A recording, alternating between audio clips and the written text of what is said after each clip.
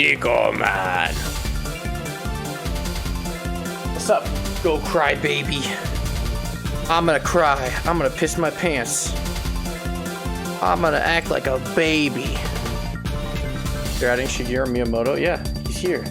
Reaper, Reaper, Reaper, Reaper. Hey!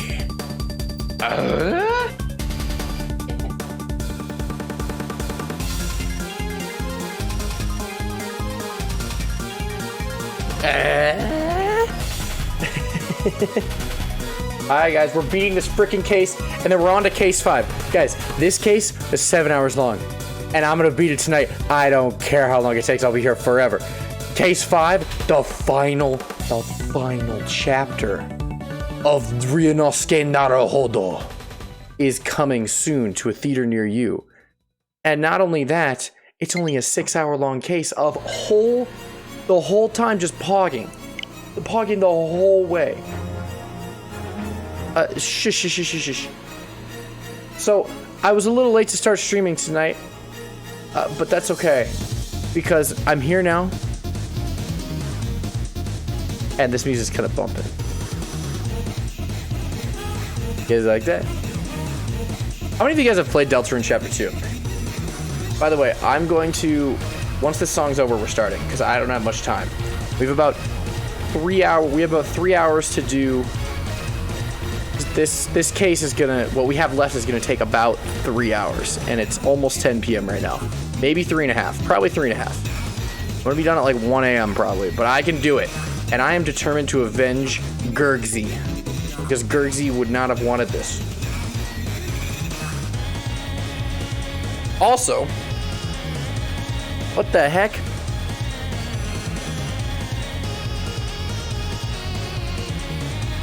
That's awesome.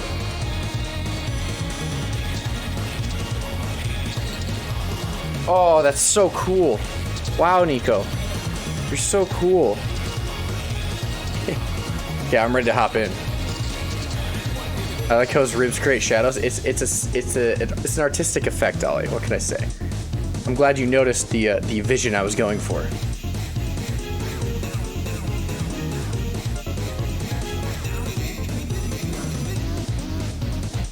Okay, screw it. I'm going in. I don't have time for this. Friggin' gabagool. Wait. There we go. I don't have time for friggin' big shot. I only have time to game. Nothing else matters anymore. I had to write my law paper, and now I have to practice law. Isn't that crazy, guys? I'm gonna be a lawyer. Actually, right before I did this, I was writing a law paper for like 4 hours. This is actually true. This is not a lie. And now I'm practicing my gaming law enthusiasm, man.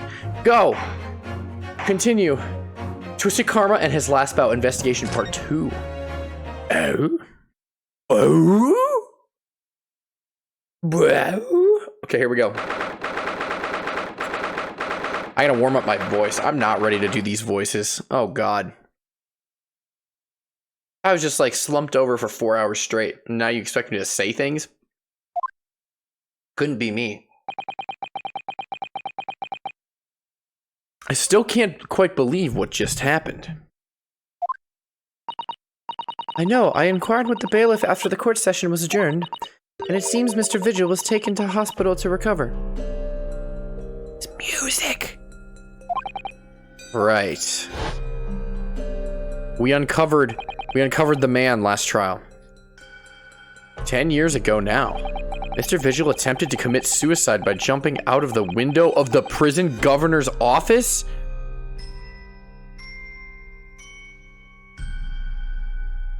Forgot about that. But ever since then, he's completely blocked the memory of those events from his mind. That's right. Nobody knew his secret, not his family, not even the man himself. But I forced it out into the open. Was it wrong of me to do that? Did I overstep the mark, I wonder? I mean, it wasn't very nice of you, but it was pretty cool. Because we needed the information. Runo! Runo! Ow, ow, ow! Waggy? Wagga high? Meow, meow, wagga high.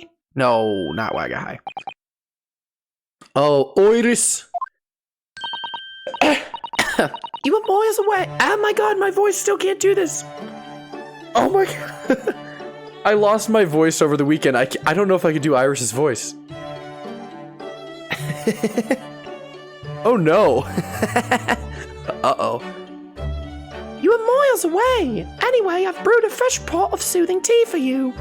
All right, we're gonna be Smoker Iris the rest of the night because I can't do any better. Oh, thank you.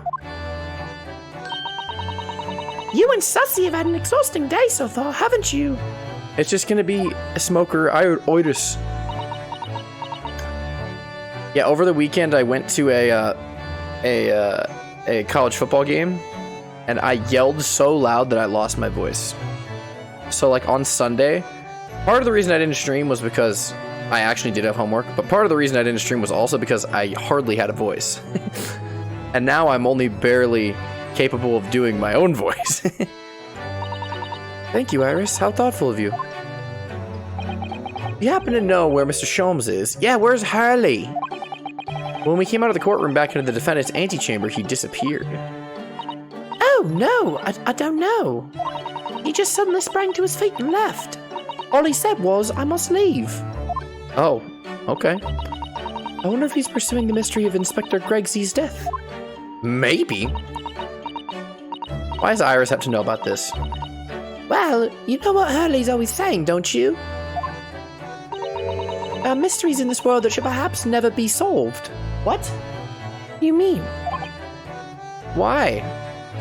All the mysteries are laid bare. Pursue it like a dog. Isn't that what he said in case 3? The construction of a solution comes only at the expense of the destruction of something else. Okay, fair. What's wrong, Ollie? What does that mean? He knows very well that when you open someone else's old wounds, you often open your own too. I see. Oh, I thought you were like, I gotta get out of here. I thought your building was on fire or something. But he just can't take his own advice and leave well alone. Solving mysteries is too important for him. That's so true. But that's what I like about Hurley, after all. I suppose that's a lot of great... That's the lot of a great detective in some ways. So then, let's have tea, and I'll give you a hand. My freshman year, someone set off all the fire alarms at 4 a.m. of finals week by spraying all of the smoke detectors in the bathroom with shaving cream. And I'm like, what are you doing? It is finals week, 4 a.m. You don't have exams. You're in the public bathroom spraying all the fire detectors with shaving cream. That's like... I thought Diego was up to some random shenanigans, but clearly not. Oh, do you have time, Iris? Oh, Iris! Yes, I finished this month's manuscript at last. With barely a day to spare before the deadline. Thank you, Iris. Oh, I'm so looking forward to it. Brand new story to read in The Adventures of Sherlock Sholmes. You know, I always had Hurley's violin in the days before I have a deadline. What? Does he get sad?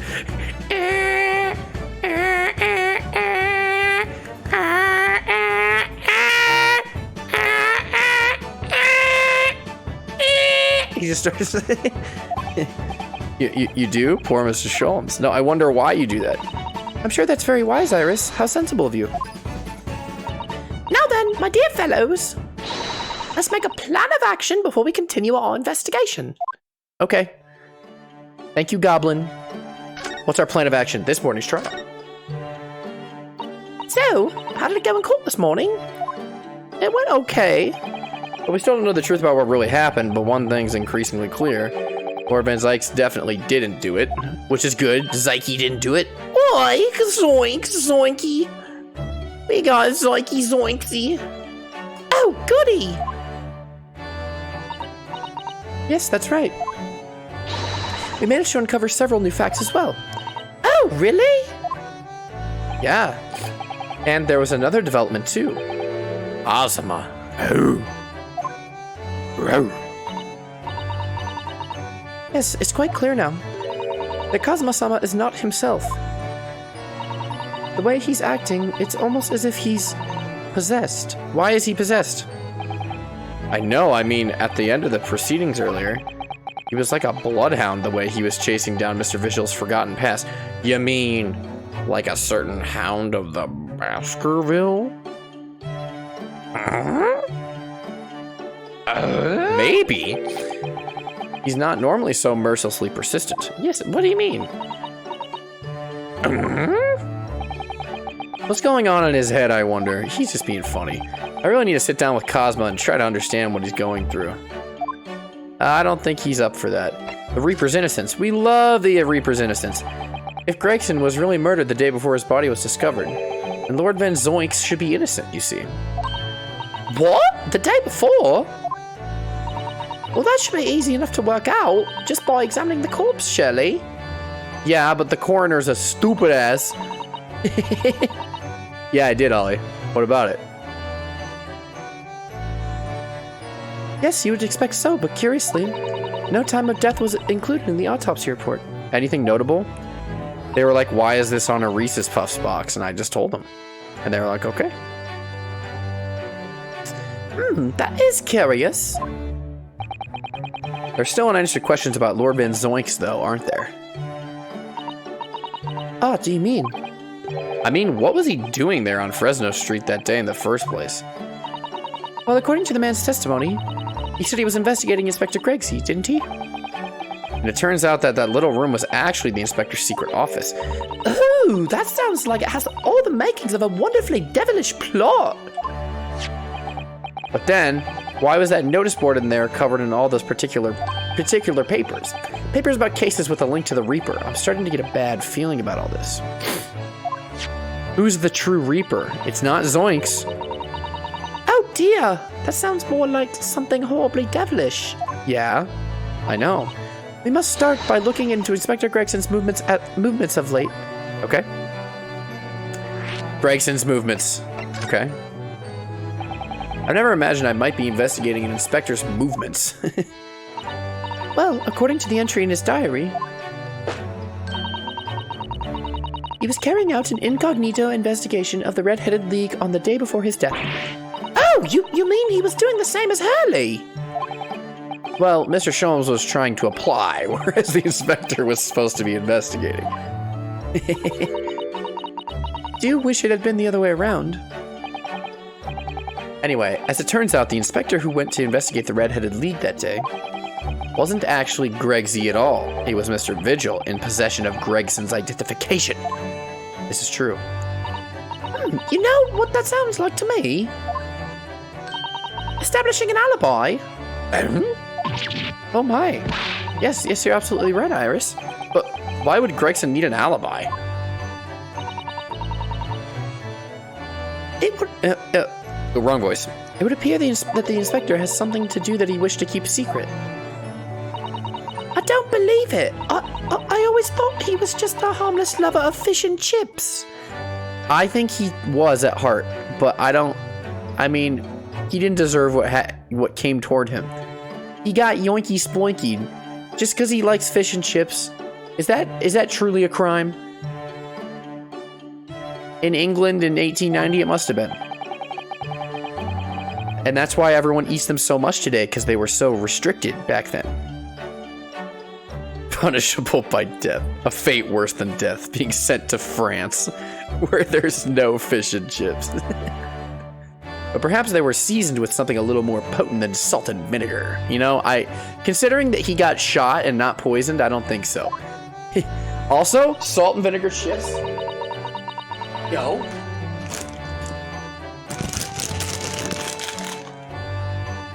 That's so awesome. Walmart salt and vinegar potato chips. Truly a great tasting chip. One that I love to snack on, and that I'm not sponsored by Walmart at all. But I mean, if they wanted to, that'd be cool. Oh man, look at this potato chip. Smells like salt and vinegar. Tastes like salt and vinegar too. That's a good potato chip. That's a good potato chip. All right, back to the game. What's my go-to snack food? Can of Bush's baked beans. Easy. Actually, though, probably like a cookie or like a Rice Krispie or a fruit roll-up or something. Maybe a banana if I have some that are fresh. I think perhaps we should try to move far away from food analogies. Well, anyway, if Lord Van Zykes felt the need to investigate Gregsy... Yes, I agree. We must try to find out what he knows. Yes! Mr. Vigil's condition. Vigil, you say? Isn't that the name of the lady who came to visit Hurley yesterday? It is Iris, you smart little reptoid. That's right, to ask Mr. Sholmes if he would help her to find her missing husband. Only Mr. Sholmes completely passed the buck to us. Actually, didn't you say that Mr. Vigil had been taken to the hospital? You know which one? St. Bartholomew's or whatever? No, St. Sinners. It's St. Sinners. I'm starting to wonder if all the other hospitals in London have closed down. Yeah. That's amazing, Bruno! You found the lady's husband already. Well, yes, I guess it's pretty cool. I mean, I am pretty cool. Yeah, I know. Ladies. You ever want me to find your husband? You know where to find me. Well, I suppose I have by accident. And 10 years ago, while Mr. Vigil was the chief warder at the prison, he was responsible for overseeing the professor's incarceration. No! So when the convict escaped, he was held responsible and immediately dismissed. Oh, sometimes I really don't want to grow up. Yeah, me neither. There's more. For 10 years after that, while he was ostensibly working as a peddler, he also had another secret job. Secret job? He was paid by Gregson to be a stand-in, to impersonate the inspector. To impersonate Gregsy? But why? I have absolutely no idea. Ugh, Jenny was right. I'm starting to think all adults are up to no good now. No. Including you, Bruno. No, I'm a good boy. Very good boy. I haven't paid anyone to impersonate me. That means he has ties to the professor and to Inspector Gregson, though. So I do think we ought to pay a visit to Mr. Vigil, don't you? Back to St. Sinners, then? All right, let's go. Okay, I need to change this guy's voice, because I cannot do a goofy voice for this man. Well, I think it's clear what we need to do, isn't it? Let us investigate, my dear fellows. Okay. Oh, Iris, you're even more enthusiastic than usual today. If anyone has anything to hide, my special Wilson shooting iron will set them straight. Do not point that at me, you goblin, you reptoid, you creature from beyond this earth. Do not point that at me. I feel threatened. And if it were not for the laws of this land, I would have slain you by now. Iris, I'll have you know. That water pistol? It's stuff full of piping hot, extra special blend of mine. And I'm quite sure it'll be very effective. I better be careful not to hide anything. Well, it feels a little strange that Mr. Sholmes is nowhere to be seen, but still, let's go and see what we can find out. Yes! Yes! Yes! No, not present. Move. We're going to Sinners? Mr. Vigil's hospital bed. I thought we were supposed to go here. I'm probably going to change this guy's voice, like I said, though. Unless you guys want me to keep him as Goofy. I mean, this is the same room. This note has caught my eye before, actually. I suppose it's some sort of slogan for the ward. A cheerful welcome message, perhaps. Let's see. Pay with good cheer, leave with good cheer. Well, look at that. You were spot on, Miss Sasibaka. It's full of cheer. I wonder how many discharged patients pay their medical bills with good cheer, though. Probably not many. Once I had to have a very painful injection when I fell ill with a cold. Felt awful already, so why did I have to suffer the sting of the injection as well as the bill? I yelled at the doctor. Good job, Renosuke. Oh dear, what terrible treatment. It's like volunteering to get the flu shot and then being like, why does it hurt? Screw you, doctor, I hate you.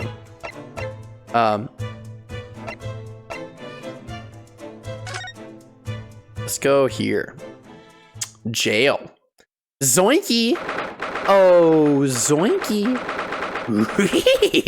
Hello, Zoinky. What are you up to right now? What are you doing? Oh, we got a Reptoid. Why does she look like that again? Come on, how did you? She's like, it's morphin' time. And then she just fucking like a Power Ranger and just became Mickey Mouse Clubhouse. I did. In the blink of an eye, she assumed her ultimate form. Lord Van Dykes is reading. Look. He doesn't seem like he wants visitors, does he? No. But he must have noticed that we're here, surely. Oh yeah, for sure. Probably. What? Yeah, he knows we're here. What do you Nipponese want? Yeah, the good thing about destroying my voice is that the Van Dykes voice will never go away. Because even if I completely lost my voice, I'm pretty sure I could do the Van Dykes voice. I could actually do it better, I think, with a lost voice. You Nipponese. Barack Van Dykes in theater starts Friday. That's no way to greet the lawyer who's trying his hardest to prove your innocence, is it? Ugh. Perhaps not. Huh? Oh, he's actually being a good boy right now. I apologize. So what can I do for you, Mr. Naruhodo?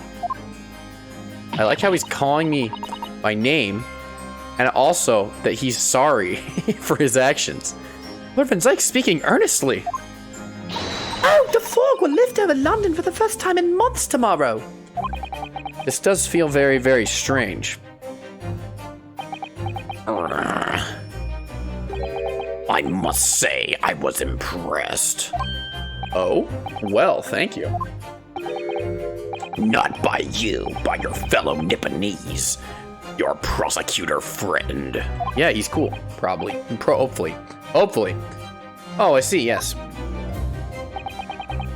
It's sardonic, don't you think? Hey, can I get a gabagoo? What does sardonic mean? Can someone tell me what that means? Shattered? Where's Shattered when you need him? The Mr. Linguist man. For a man such as me, so loathing of the Nipponese, to be entirely at the mercy of the two of you. Shattered, what does sardonic mean? I suppose it's retribution for having played the part of the Reaper all those years. But you played the part, but you're not actually the Reaper. We're gonna find out who is the Reaper, either this case or next case. I know that, though.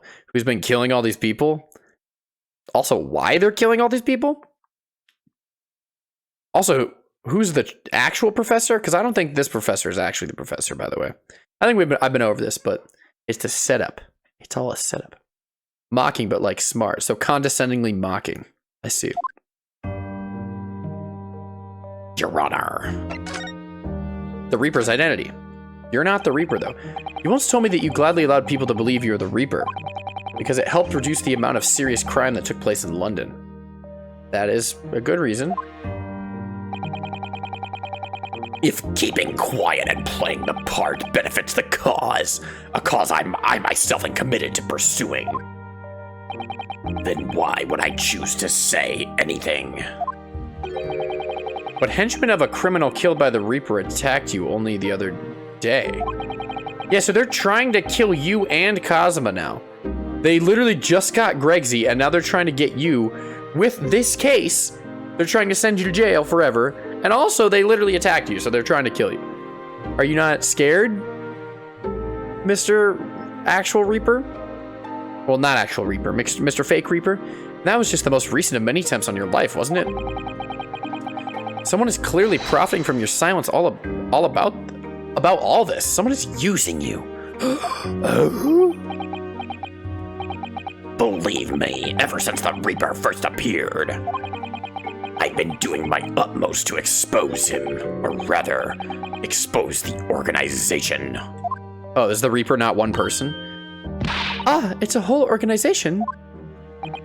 I like Iris's pouty little. Oh, in the darkness, Mickey Mouse. She's like, I want waffle fries.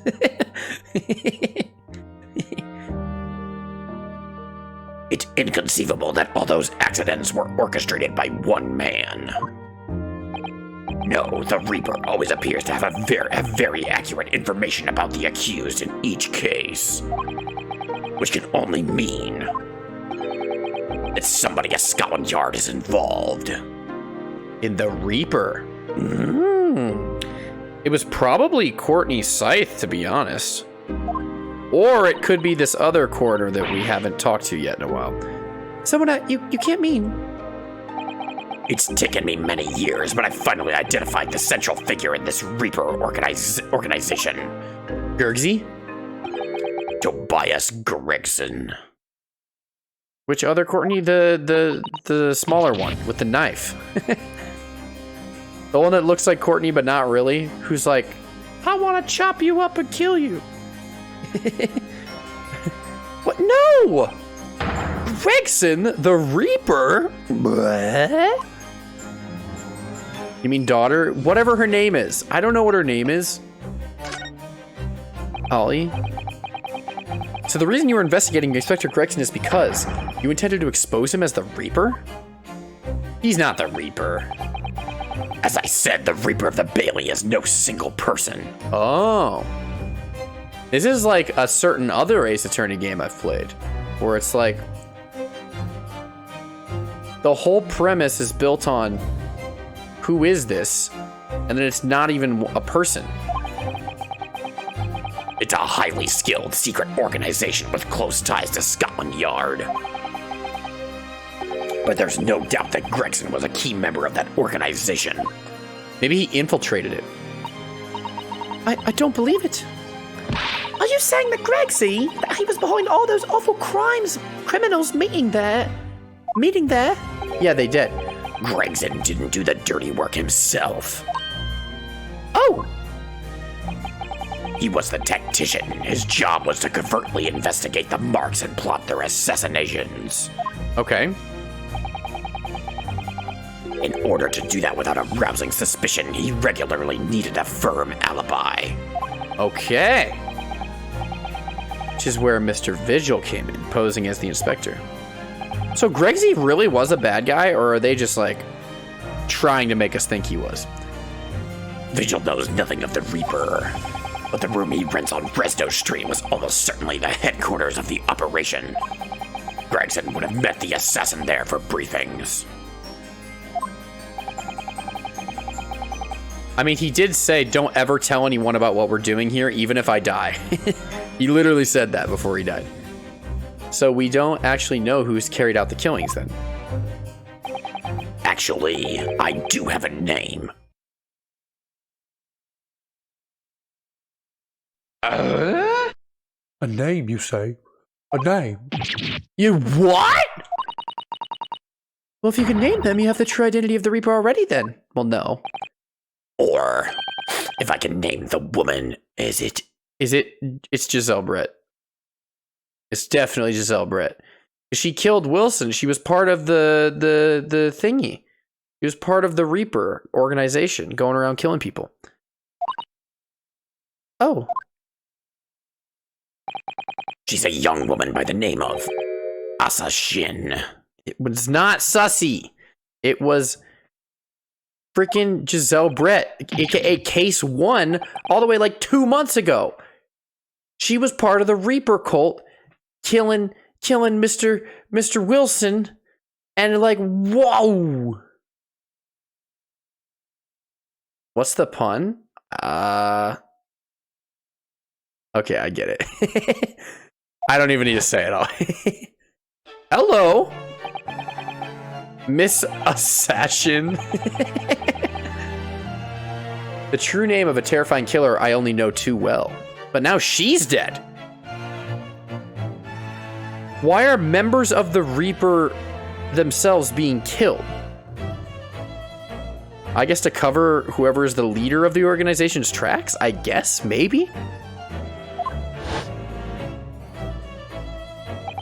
She came to Japan posing as a visiting student and murdered Dr. John H. Wilson. Because Manny Memo is based. Okay. Then, just when it seemed like that diplomatic protection would help her escape Japan and conviction, she got yoinkied. The mysterious woman was herself murdered in a small summer beach hut. And that woman was actually the Reaper of the Bailey? Well, I don't think you should call her the Reaper. She is a part of the Reaper, it sounds like. Mr. Naruto, this perhaps isn't the place to discuss. No, of course not. We can't mention it here. Yeah, Oiris is right there. Don't say anything. Oiris. Nothing happened to your dad at all. Asashin didn't do anything bad. The fact that she killed Dr. John H. Wilson, I guarantee that Iris knows. I am 99% sure that Iris is aware that her dad's not alive anymore. Because she's literally a genius reptoid Mickey Mouse.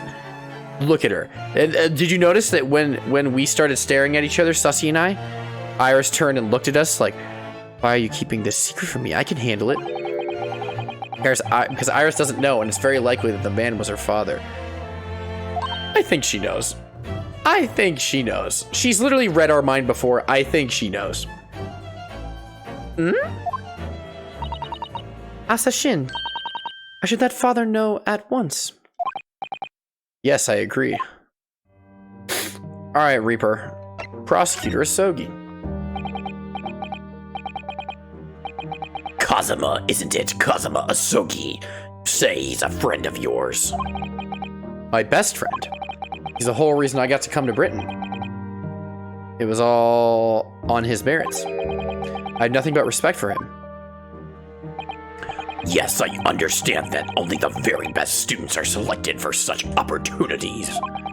And I had a fine demonstration of how sharp he is in the proceedings earlier today. He missed nothing. In fact, his flawless performance was very much reminded me of his father. Genshin Impact Asogi? Genshin Asogi, the professor. It's true that the aristocracy at the time was the root of numerous grave societal problems. Okay. They were abusing their power, playing with the common man as pawns in politics and economics in war. In many ways, Asogi was carving out a canker from society that we British couldn't deal with ourselves. Ah, I see. But that's precisely why it makes no sense. Clint Van Sykes was a noble and upstanding man. He wasn't corrupt. Why did that damn Nipponese have to go and take my brother's life? I don't know. Because maybe he wasn't the professor? In spite of having once saved mine. He saved yours? What?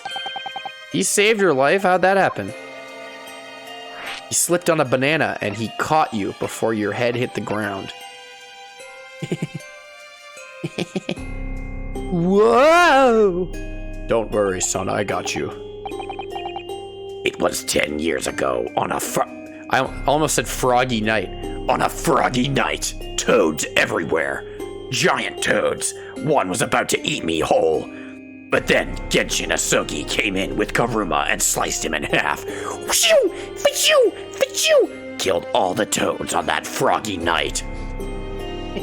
Saving me from a cruel fate. As amphibian digestion.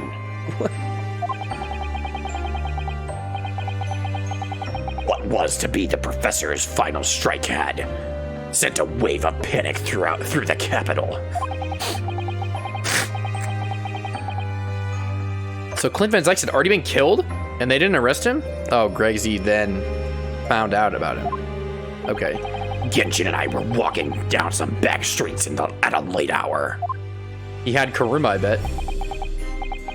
Of course, at that point I had no idea of the true nature of the man at my side. You seriously don't think he would have killed you then? If he was actually guilty? All of a sudden... Whoa. What's going on? Yo, Magapeep, you're coming with us! Who? Whoa. We were surrounded. He has Kuruma. He has the sword there. This sword's gonna come up as evidence, I guarantee it. All of our assailants... Whoa!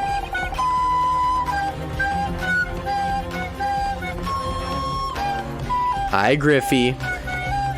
Griffey, I admire your dedication, you know that? 28 months of Nico Man. And despite all that, I only see you once a month. I see you for this moment right now. And you can't find that. You can't just buy that in a store. That's real determination. Thank you, Griffey boy. That's 28 primers strong. Wait, so they were trying to kill these two? Whoa! Wait, so the Reaper organization was trying to kill Barak and Genshin. But that wouldn't make sense. Oh no, they said they're trying to kidnap him or say you're coming with us. I think. I don't know, we'll see. But Genshin was the scapegoat. All of our assailants were armed with pistols, their faces obscured by scarves. This was before the Reaper, yes, but this was after killings had already taken place. Clint was not only from noble heritage, he was a brilliant prosecutor as well. The scum of London hated the sight of him. And they had no sympathy for his younger brother either. I'd been targeted several times already. Yeah, it's Van Zyke's alright, we've got him! Oh, screw you. Genshin? Genshin, go nut blaster mode on these dudes. Just go.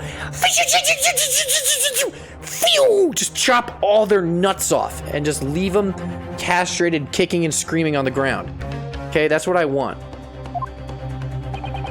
I could hear them murmuring amongst themselves. I knew they were after me. Yeah, but Genshin's gonna come in clutch. But just when I thought my time had come. If I let them kill you, Clint would never forgive me. Oh. It was Asogi's voice. Just a whisper in my ear. Bang?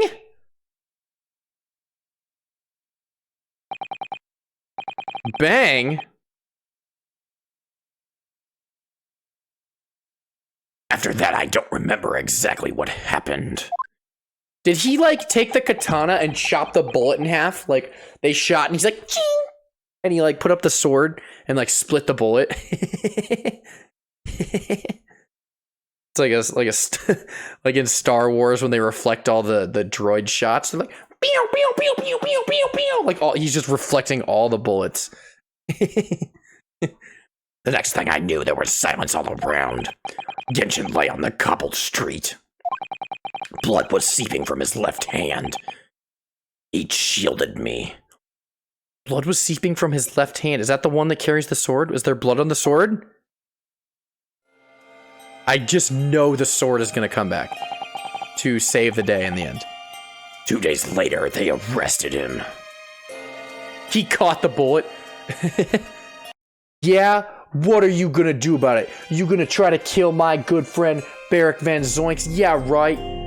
Oh, you're gonna shoot me? Yeah, right. I'd like to see you try. Bang! Oh, shit! Boom! And then they get the artillery fire, and they're like, the bazookas, and they're like, bang! And then he's just like, bang! And he throws it back, and then everyone's just, everybody's everywhere! And Genshin's like, and that's why you play Genshin Impact. Cool as hell. 2 days later, they arrested him on suspicion of being London's most notorious mass murderer ever, the Professor. Okay. How awful for you. All at once, I lost the brother I revered and the foreign friend I held in such high regard. I'm so sorry, Lord Menzikes.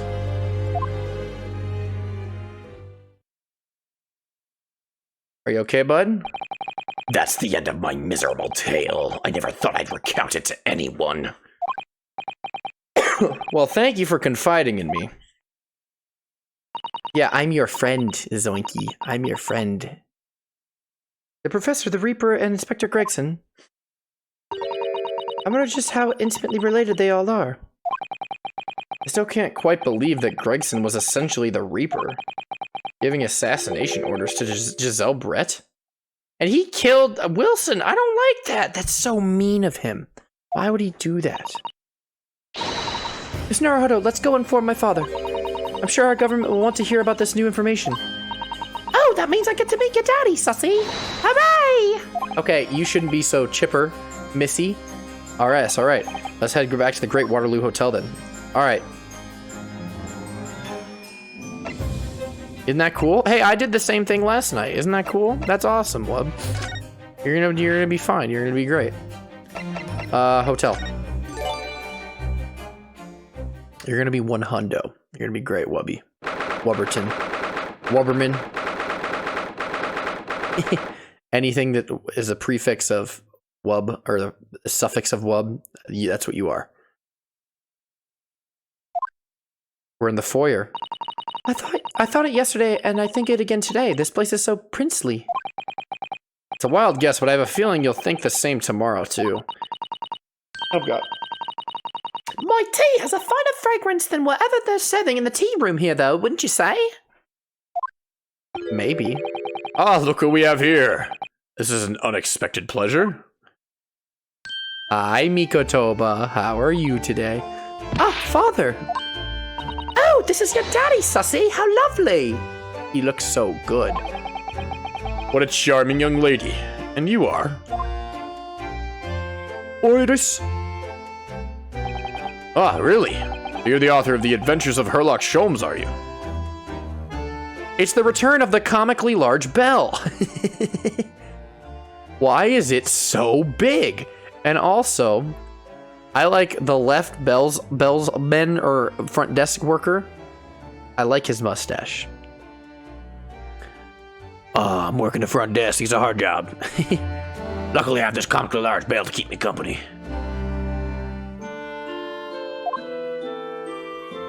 Ooh, that's me, Ivis Wilson, at your service, sir. It's the killer. It could be. It could be Speedbird. They're faceless, but yeah, but he's got a cool ass mustache. Also, there's a comically large bell that's literally the size. Like if that bell were like proportion to how like tall I am, that's like a foot tall bell. That bell is huge. Why is it so big? Sussy's been such a wonderful friend to me over the last year, you know. Good. Well, Miss Wilson, I must say I read your work regularly and with much interest. The bell is a Subway sandwich? Yep. True. Iris actually lives with Mr. Sholmes, you know, Father. Is that so? Well, perhaps that goes some way to explaining that bright look in your eyes.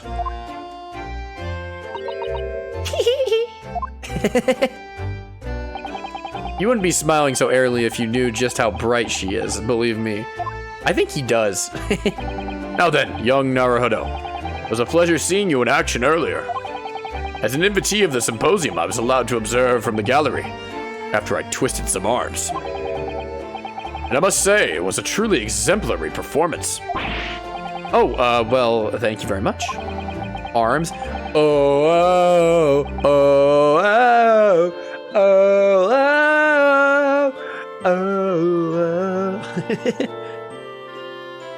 Although I'm fairly sure you admitted by Cosmo on the end there. No, please don't misunderstand. It was you who impressed me. Really? You didn't miss a step against Asogi, and we all know how capable he is. Really, to have matured into such a fine defense lawyer in less than a year is quite extraordinary. It's very kind of you to say so, and really nice to hear. What I saw in court today confirmed what I'd been hoping for. The favor I mentioned yesterday, Naruhodo. I trust you haven't forgotten. No, you did mention something, didn't you? But first, we have something to report, Father. Of course. Shall we take tea while we discuss matters further? Huh. I wonder where Judge Jigoku has got to. He's like in the arcade. He's like playing like the claw machine game. He's like, I must win this Hello Kitty doll. You're like, I don't know why that's the first thing that came to my head. Hotel Arcade in 1890? Yeah, the penny arcade. He's getting an Among Us plush. I have to win the little imposter. Among. About the Reaper. Father, do you know about the so-called Reaper of the Bailey? Among pequeño. I've heard rumors. Some members of the judiciary explained it all to me yesterday. Of course, when I was a visiting student here in London, the Reaper was yet to emerge. Right, he didn't appear until after that case, when the visiting students had already returned home. Lord Van Zykes, who was in the dock today. That was Beric, the younger brother of Clint Van Zykes, I believe. Yes, that's right. And he's known throughout London as the Reaper, as you've heard. But the truth is, it wasn't him behind all of those mysterious deaths. It was someone else. I see. So what you're saying is, there's been a professional killer at work here. Exactly. Someone by the name of Asashin, in fact. Well, she's just been hired by someone else, but yes. I beg your pardon? Did you say Asa Shin?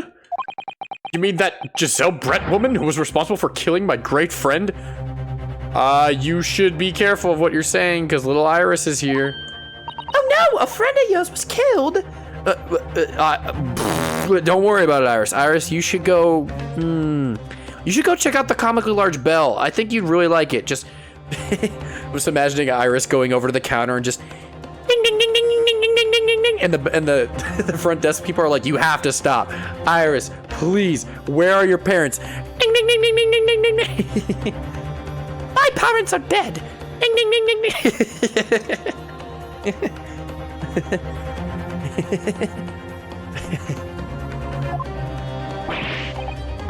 Professor Mikotoba, I think perhaps we shouldn't discuss this right now. Oof. Because the friend of the professor is talking about is Dr. John H. Wilson. And that's not something we want Iris to find out about. Not like this, anyway. Dr. Wilson's death. What? We literally just said we shouldn't talk about this right now. And they're like, okay, let's talk about it. Iris, run it. Why not? I've just remembered something. Biscuits. This hotel has the most delicious looking biscuits. That was rather out of the blue. Iris is gonna be like, holy shit, biscuits? She's doing this deliberately. I think I'll go and see if I can purchase some. I wonder, would you like to come too, Iris? Biscuits? Wagahai probably made those. Wagahai is a very talented biscuit maker, that's true. Oh yes! You just tried to leave me behind. Okay, bye Mickey Mouse. Good talking to you. So that young girl is called Iris Wilson, is she? Yes, that's right. And she's the author of all those adventure stories starring the great Detective Sholmes. But the name of the credited author isn't Iris, is it? It's Dr. John H. Wilson. That's... yeah. Yes, I know. That's the name of her father, you see. Her father? Dr. John H. Wilson. I was deeply indebted to the man for all his kindness he showed me during my time in London. That's why I was keen to reciprocate and invite him to the Imperial Yumi University 4 years ago.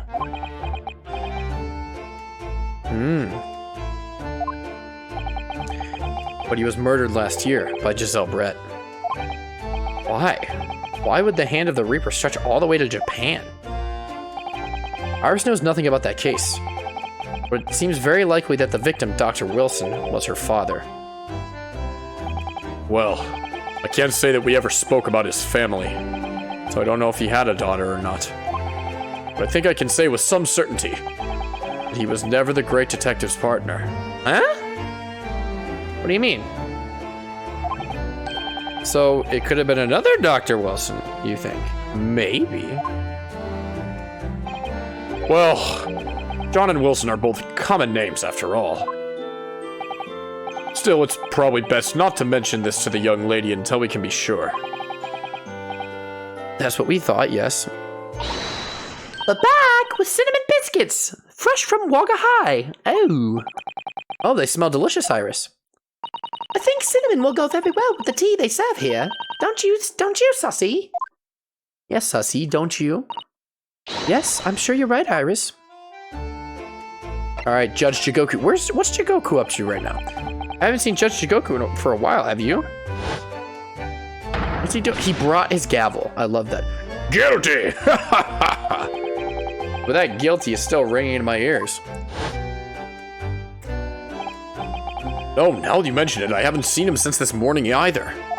I suppose since the symposium's opening was postponed, he'll have to go. He'll have gone to explore the great exhibition. Yeah. That reminds me of something you mentioned yesterday. About Judge Jigoku having once been in the dock himself? He was? I don't remember this. Oh, yes. It was all tied up with that accursed trial. Oh, was it yeah, okay, I remember this. Close trial of Cosmo's father. Seshiro was trying to mitigate Genshin's guilt, so he took to the stand to testify. But he got a little carried away and, actually managed to break the witness stand. Break the witness stand? Oh my, how? He also said some contemptuous words about the British Empire, for which he was charged. Oh dear. Although it's worryingly easy to imagine him doing that. Well, it was all right in the end. He was acquitted and we returned home to Japan together. Wow, what a nice gesture. Thank goodness. Oh yes, talking of Seshiro, I have a copy of the photograph we all took together here yesterday. Please. This is somehow going to be important. I don't know how yet. Oh, what a lovely picture.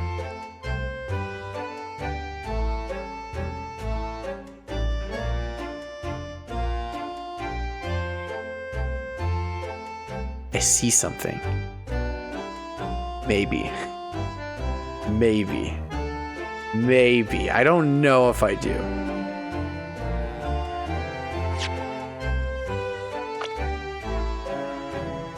I'm a big fan of Eugene Mikotoba. Love that guy. Huge fan, honestly. There's so many people in this case. Also, we just never find out, like, anything about Venus. I like that, too. Peppino de Rossi, Mamma de Mia, Papa de Wazi. Does Ollie, does Peppino ever show up again? Because I really kind of do and don't want him to show up. And the Mamma de Beata de People, Peppino. I like Peppino. Peppino's very funny. Okay, what a lovely picture. It certainly seems to shout we arrived in Britain. Does it? I don't know. A commemorative photograph has been entered into the court record.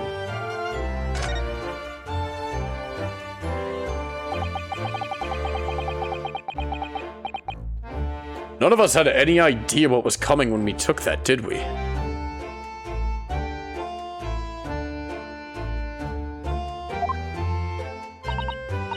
No, that's so true. Wait, what did he say? No one had any idea of what was coming? I think that you had to have had a reason to do that. So you mentioned a favor that you'd like to ask me. I just wasn't reading when he said that. I just didn't even read it at all. Well, this fateful trial that you're fighting, one way or another it will be over before long. And when it is, I'd like you to accompany me back to Japan. Going back to Japan? What? You want me to do what? What? What? Just two, because that's pretty shocking. We need 2 of those. But Father, what's the meaning of this? Sussy literally just was back in Japan. What do you mean? Now, Sussy, you should understand. You've seen how our courts work firsthand. Japan's judicial system is in its infancy, especially when it comes to defense. Oh, you mean... The Supreme Court of Judicature is in desperate need of a good defense lawyer. As soon as possible. Really quite urgently, in fact. But I've not even been in London a year yet. I've read all of Sasibaka's reports. I'm well aware of your extraordinary talents. And having seen you in action with my own eyes earlier today, there's no question. You, Naruhodo, are precisely the man our country needs. Eh? And me? So, you believing then, Runo? Maybe. But then, what am I supposed to do, Father? No, not true. Not true. Not true, Ollie. This is way different. You came here to serve as Asogi's judicial assistant. So she's gonna do that? Oh yes, she's supposed to be Cosmo's assistant. Our government is still in the process of deciding how to best deal with his situation, though.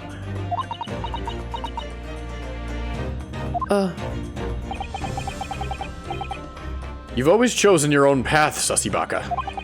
And I trust your judgment. In this matter also. Father. Please, the pair of you, don't look so downcast. It's merely a suggestion, you understand. A hope, if I'm honest, but I won't force you. All I ask is that you consider it and come to a decision by the time this trial concludes. Yes, all right. You won't leave, will you, Runo? Maybe. I mean, maybe. The thought hadn't even crossed my mind. Until now, I've just been trying to do what I believe to be Kazuma's will. But it turns out that he's still alive, so... where does that leave me?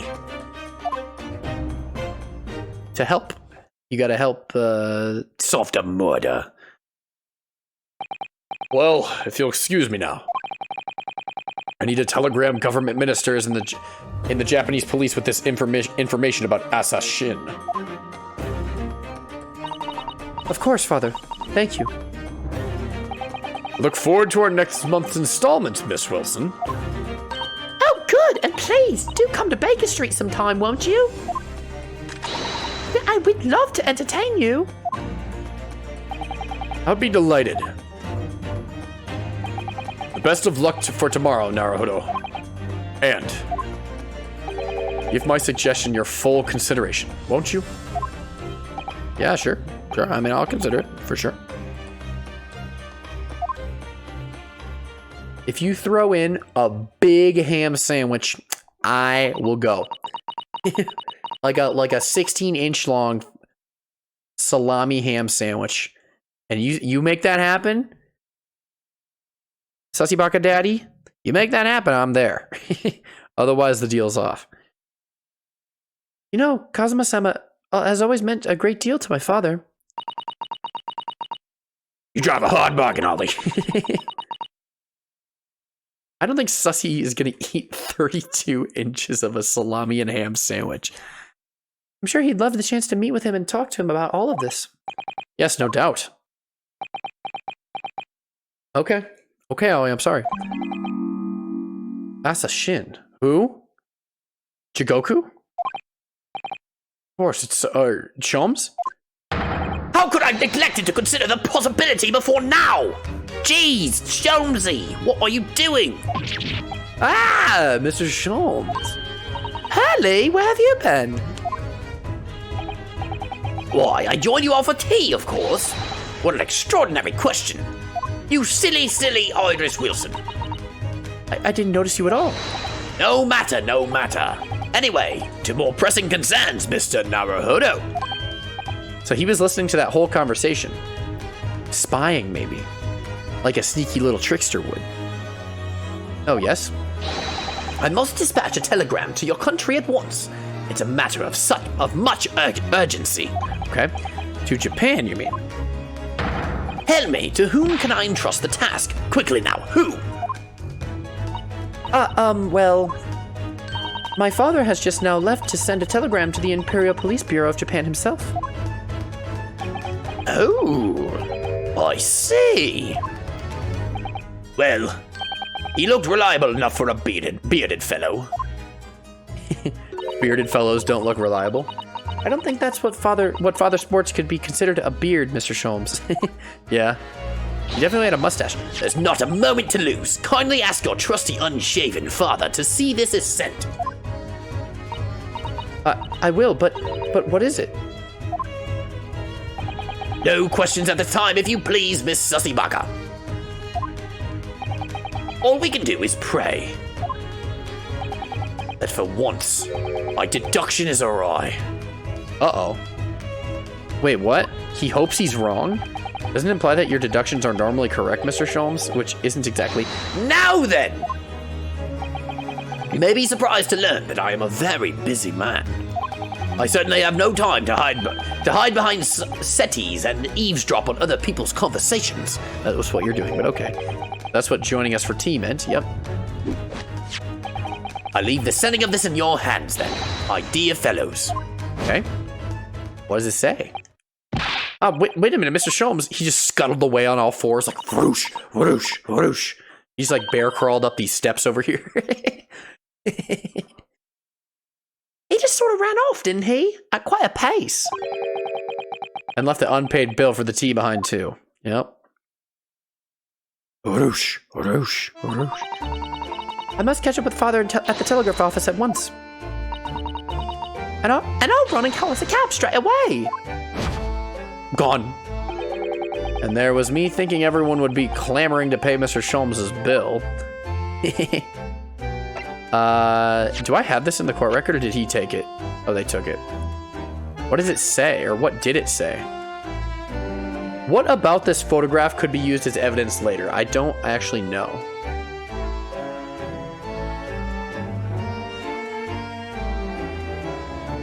I don't know.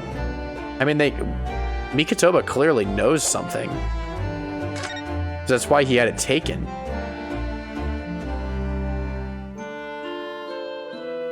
Also, Sussy is looking very candid for that camera. She's like, ooh, me on the camera? This is like Shark Boy and Lava Girl, like the main antagonist. Mr. Electric, send him to the principal's office and have him expelled!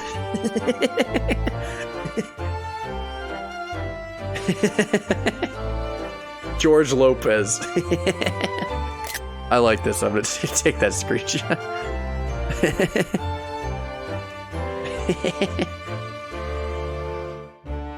Yeah, George Lopez. That's right, that's him. There's something on here. I don't know what it is. It probably has something to do with the other two, for sure. I'm pretty sure it has something to do with him or Jigoku, but that's, I don't know.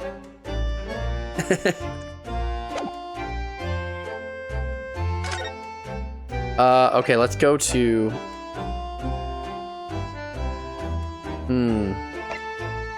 Let's go to Mr. Vigil's hospital bed. Okay, I have to change this guy's voice. I'm not doing Goofy. Actually, you know what, Ollie, do you think I should continue with Goofy, or should I give him a new voice? This is the ward where Mr. Vigil was brought, apparently. To be frank, I'm a little worried about seeing him again. Oh, the lawyer. Hello again. How do you like that? The lawyer. Hello again. Shift from Goofy to Donald? I'm not doing Donald Duck. I can't even do a single word in Donald Duck. Are you feeling better now, Mr. Vigil? Yes, thank you. Somewhat better. So sorry to have caused you, it was because of me. I hadn't exposed your secret and forced you to remember things you'd obviously tried to forget.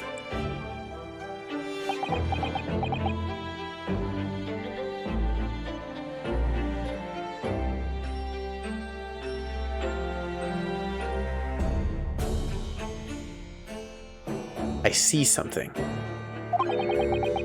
The prosecutor was here until a few moments ago, too. You just missed him. Oh, Cosmo beat us to it? What does Nico see? I see it. I see the strings that hold together the universe. He said much the same as you.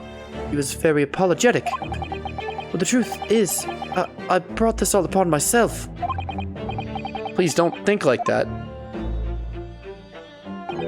Keeping it from Evie, my wife, all these years.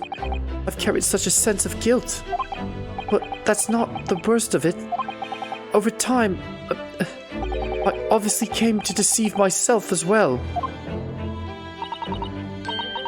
You mean about your dismissal? Looking back now,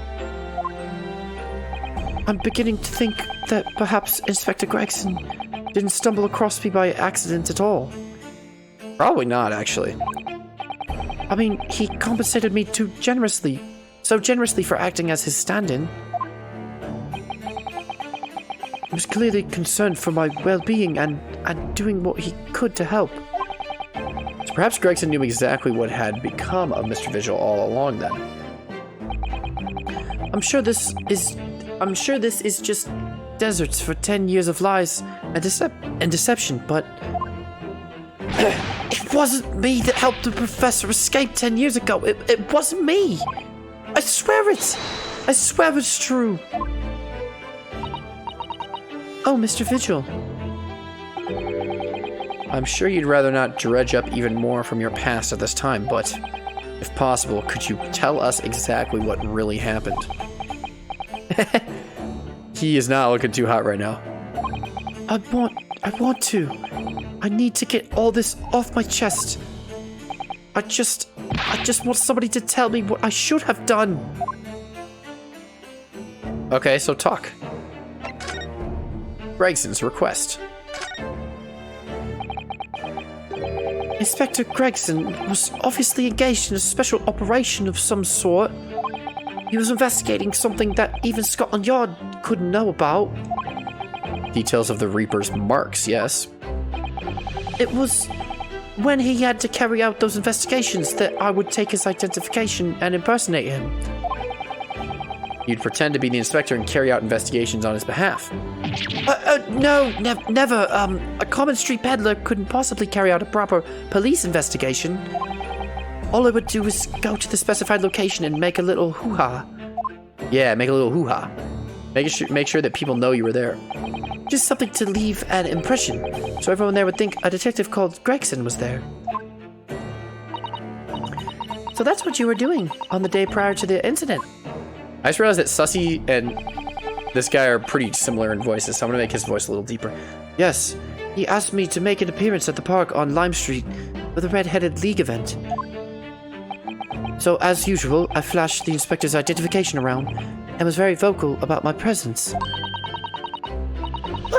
Then you were taken prisoner by those red-headed fraudsters. Hello, Peppino, mamma mia, Peppino. Eat the spaghetti. Yes. So you would always make a point of showing Gregson's identification and generally being loud. That's what the inspector asked me to do, yes. Well, that's one way of becoming a legendary detective, I suppose. Not a good one, though.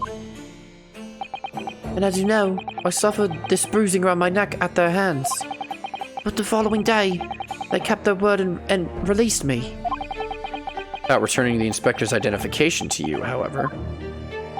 We had arranged to meet in the Fresno Street room at 5 that day so I could report back to the inspector. Well, at the agreed time, that's when I heard the gunshot. Uh-oh. Well, that's when you heard the firework, right? Maybe? Maybe. I don't remember. The prison escape. It was at midnight on the 17th of June 10 years ago. That was the time scheduled for the execution. But the professor's execution never actually took place, did it? Or rather, the execution itself must have been used to effect the plan of escape. I hardly dare to imagine what a chilling plan it was. Barclay was renowned for being the highest security prison in the country. Everything that went in or out of the place was searched multiple times. But there was one notable exception. Or rather, one notable loophole. Something that was never questioned. Dead bodies? I have a feeling I know what that loophole was now. Yeah, the coffins. The coffins in which the bodies of the executed convicts were placed, correct? Yes. Once the coroner had confirmed the death of a condemned convict, the body was taken in its coffin for immediate burial in the Lowgate Cemetery just behind the prison. The chief warder first had to sign the necessary papers, and after that, no members of staff were permitted to touch the coffin containing the body again. Oh!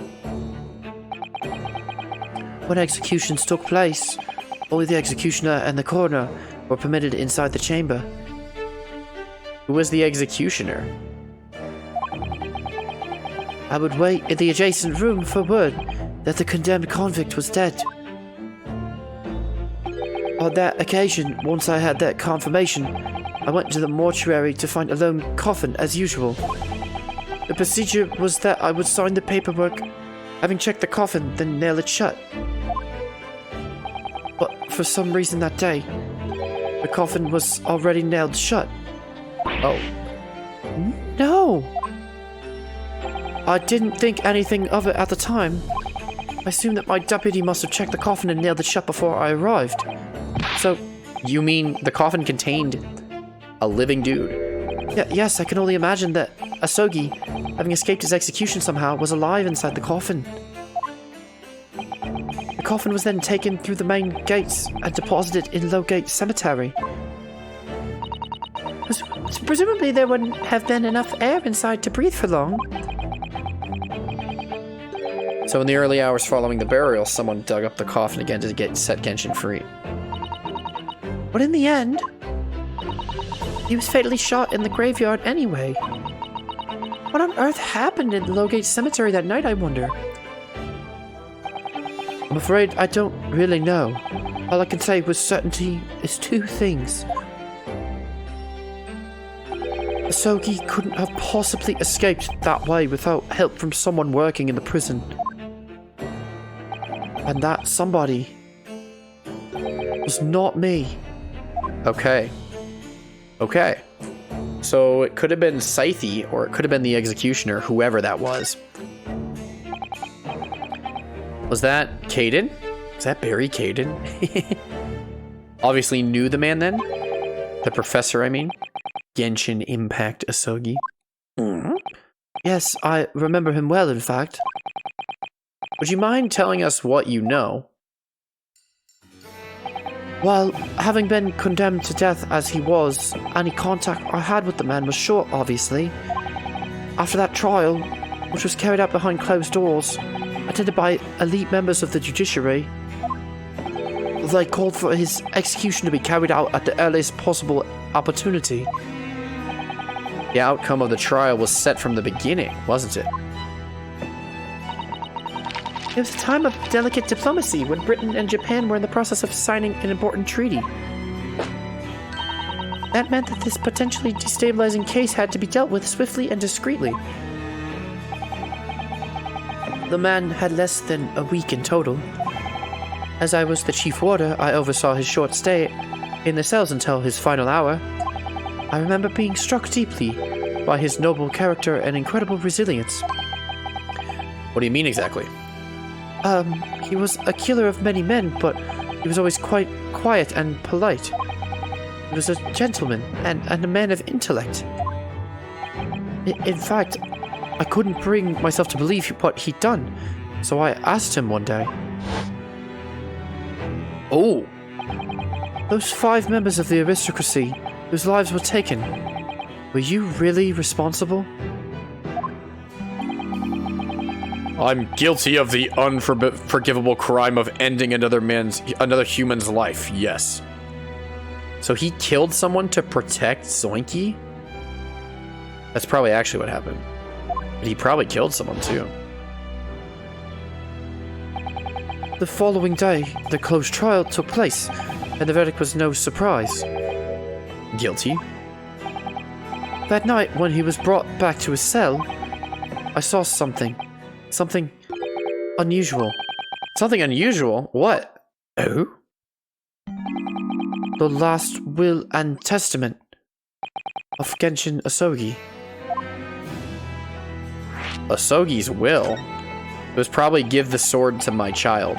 That was probably in it. As I said, it was on the night following his trial after he'd been found guilty. I was doing the rounds of the cells, and when I looked into Asogi's, I noticed that he seemed to have a sheet of paper in his hand. Ah, his last will and testament then, presumably. As soon as he noticed me, he hurriedly shoved it behind his back. I really want the sword to come up because it will. It has to. Well, also that would explain how, because Cosmo even got the sword. But why did you find that so unusual? Isn't it normal for a man to pen a will when he knows his death is nigh? Yes, that's quite true. There were special conditions to Asogi's incarceration, you see. What sort of conditions? Well, even though he was held in a cell designed for condemned inmates, he was allowed to keep his personal effects with him, with one exception. The sword. The sword! Ollie, I'm onto something. You can't tell me I'm not onto it. Really, he was allowed his things. That is unusual, certainly. Of course, he'd been convicted of killing 5 members of the aristocracy, but at the same time, he was a guest in our country from the Empire of Japan. The powers that be were determined that his final days shouldn't be needlessly uncomfortable. Okay, that's oddly kind of you. Seems very weirdly, honorable of them. But okay. And what was the exception you mentioned to the personal effects he was allowed? That's the point. He wasn't permitted to have writing materials. Really? It was writing materials? No, he could have his sword? What? Specifically, no pens or paper. Why? So, he was prevented from leaving any written record of what had happened to him. Yes, and that was the long and short of it. I've no idea where he obtained that paper. Any writing materials would have been confiscated from him upon his incarceration. As I said, he hid the papers behind his back, and then he pleaded with me. Oh, don't tell anybody. What did you just hide behind your back? Please turn a blind eye. This is my lifeline. But you know it's against the rules. You're the only person who's seen. If you just agree to keep quiet. Right then. But what's on that paper? The last will and testament. This will is the only weapon I have left now. Sword. How can a will be a weapon? So I decided to pretend I'd seen nothing, and I let him keep his will. But then later, it just seemed to vanish without a trace. Huh? What do you mean, it vanished? It would seem that isn't the end of the story of this mysterious will. Okay, the will's disappearance. I was the only person who saw Asogi's will, but somehow it disappeared. It was after Asogi's execution. Which is actually an elaborate jailbreak. Yeah, The warders gathered up Asogi's possessions that were in his cell. They were all to be sent back to his family home in Japan, you see. poor Cosmo-sama. And you're saying that it wasn't anywhere to be found among his personal effects? The will, I mean. That's right. Although I didn't search through them myself. But Governor Caden was livid. He was screaming. It can't have disappeared completely. Wait, how did Governor Man know that it was there? That doesn't quite make sense, though, does it? In what way? Well, we'd understood that only Mr. Vigil was aware of the will's existence. In which case, how did the present governor know to look for it? Oh yes, you're right, Sasibaka. I really don't know how he knew. But it certainly seemed as though he knew of the will's existence from the outset. Only he didn't refer to it as a will. What he said was... The Asogi Papers. The Asogi Papers? What is this, like the Pentagon Papers in the US? The secret documents about the Vietnam War or whatever? The Asogi Papers. I really can't tell you anything of the subsequent events. Because, well, of what happened. Your dismissal, and the way you blocked it all from your memory. Yep. I'd forgotten all this until today. I don't suppose it's relevant to the case, though. It definitely is, probably, maybe. Well, anyway, thank you very much for sharing it with us, Mr. Vigil. We're very grateful. Thank you, Mr. Vigil. Thank you. I'm afraid there's really little more I can tell you. My wife, Evie, will be here shortly. I do hope I don't appear rude, but... No, not at all. Thank you again. But what will become of you now? Well,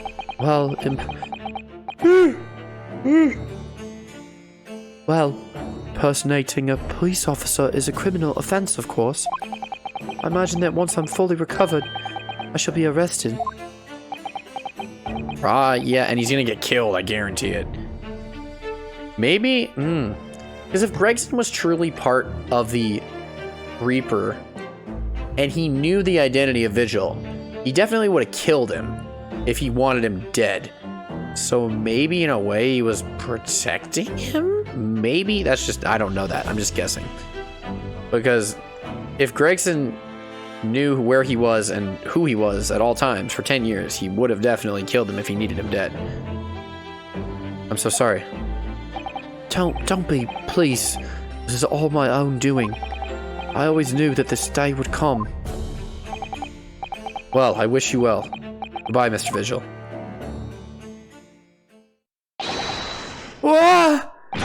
Before you go, there's just one thing. Yes. What is that? He hands me like a really cool, like a stone. Look at this pebble I found. It's so cool. The Asogi Papers. Oh. I'd be very grateful if you make no mention of the things I told you about them. Presumably for some good reason. Yes. It's my understanding that their very existence is a closely guarded secret. It became known that I'd remembered. Well, it could be rather troublesome, I think. I understand. Thank you, Mr. Vigil. Some sort of will that Genshin Asogi penned just before his death, which the man himself claimed was his last weapon. I wonder, perhaps it had something to do with his plan to escape. Maybe. Also, what was the telegram that Sholmes sent? Was that the Asogi Papers? There's no shot. There's no shot! I don't think that was it, but it is possible that that is it. Maybe? I don't know. If there's anyone who might know more about that document that Cosmo's father left behind. It may Mr. Vigil's governor. What was your theory? It's not really something I'm very confident in, but it's possible that Sholmes just telegrammed the Asogi Papers out right now. We know precisely where we must go. Back to Barclay Prison. Oh, he's not doing too good. He's not doing too good over there. Mr. Vigil's hospital bed. But I thought I wanted to go to the prison governor's office. I'm Scotland forever. What are your thoughts on Scandinavian swimmers? Pretty cool. I like them. Scotland forever. Oh, yeah. Governor's office. Hey, governor. Hello, governor. Och, back again, are ya? Are you? Yes, hello. Heard all about your investigations. I read the report just now. You found him, huh? Vigil? Yes, luckily. Well, anywho. But he doesn't now work here no more. So your case not to do with Barclay. I am turning more British by the moment. I wouldn't like you to get the wrong idea about that. Scotland forever. Oh, yes, of course. Mr. Vigil stopped working here 10 years ago now, so. Yes, we've seen his dismissal notice, haven't we? He was given the job. Well, not literally. Oi, Kimmer. You can very well. So, about a wee handcuff biscuit. About a wee handcuff biscuit. Oh, they really are like little handcuffs. And the hard as iron, too. So, was brought you down here today. Well, there's something else we'd like to ask you about, actually. Is that so? I should make handcuff biscuits? Okay. Ollie, give me a recipe. I'll do it. We believe there might have been a document that disappeared from Genshin Asogi's cell. I think it's been called Yasogi Papers or something. I thought we literally just promised Mr. Vigil we wouldn't talk about this. And to be fair, he does know about this. He has known about it. But, like, didn't we literally just say, I won't talk about it? Now here we are. Oh. Did I not say Gregson's death is not to do with things that might have happened at Barclay? Leave it in the past, lay. Let's not foot about with the relevant details. His expressions changed completely. And now he's combing his yee ass haircut. We're clearly onto something here. Speak. 10-year-old legacy. That murderer's botched execution and the whole miserable escape. They were Barclay's darkest hour, aye. A shocking embarrassment. Because the convict had a collaborator on the prison staff, you mean? Aye. A shame. Coroner who confirmed the death of the man after his execution caught in his scythe. And my chief warder at the time, Vigil, who was in charge of the whole affair. Well, Mr. Vigil says he didn't know anything about it. The rascal wouldn't have known, the rascal wouldn't have say otherwise, huh? More handcuffs. Oh, how could I say no? You could never have too much iron in your diet. You probably can. When Mr. Vigil was handed his dismissal notice as a result of what had happened, he was so despairing he jumped out of your office window, didn't he? I didn't like to say, but that's just Vigil trying to get out of it. You not think he wouldn't have jumped from the shock of his crimes being exposed, I do. You wouldn't say otherwise, though, would you? Of course I can't shut on shun all responsibility myself. I can't do a Scotland accent. Scotland forever! Of course I cannot shun all responsibility myself. I shouldn't have let him deceive me. I'm trying. Actually, there's barely anybody that kens what went on at that time now. Where Gregson had been murdered. And Dr. Scythe forbidden from having any visitors. No visitors? Someone obviously doesn't want her giving away anything. Well, we're not going home empty-handed. And I wouldn't dream of sending you packing without not Kimmer. He's a handcuffer too. Oh, but, well, it would be rude to say no. Wouldn't want to become anemic. They knew of that science in 1890? Okay. I suppose if there's anybody who might still ken about what happened back then. The daughter? Be that last from the forensic division. Maria Gory. Maria Gory? Bird lady? Bird lady. Bird lady. I Si's daughter. She did not have no more, just a one.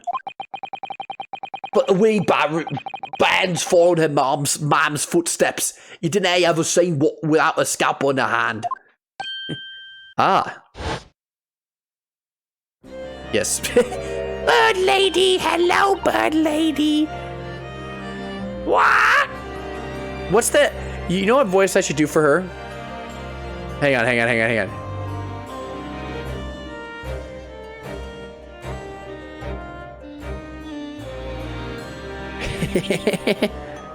I should do, I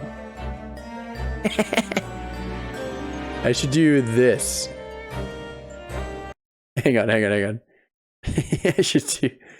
This is the voice I should do. This chick. Well, when the clouds get very sad, they cry. Yes, Carl, Jimmy! Water vapor condenses on a particle called a condensation nucleus. Got a blast. Very good, Jimmy. Very good, Jimmy! Very good, Jimmy!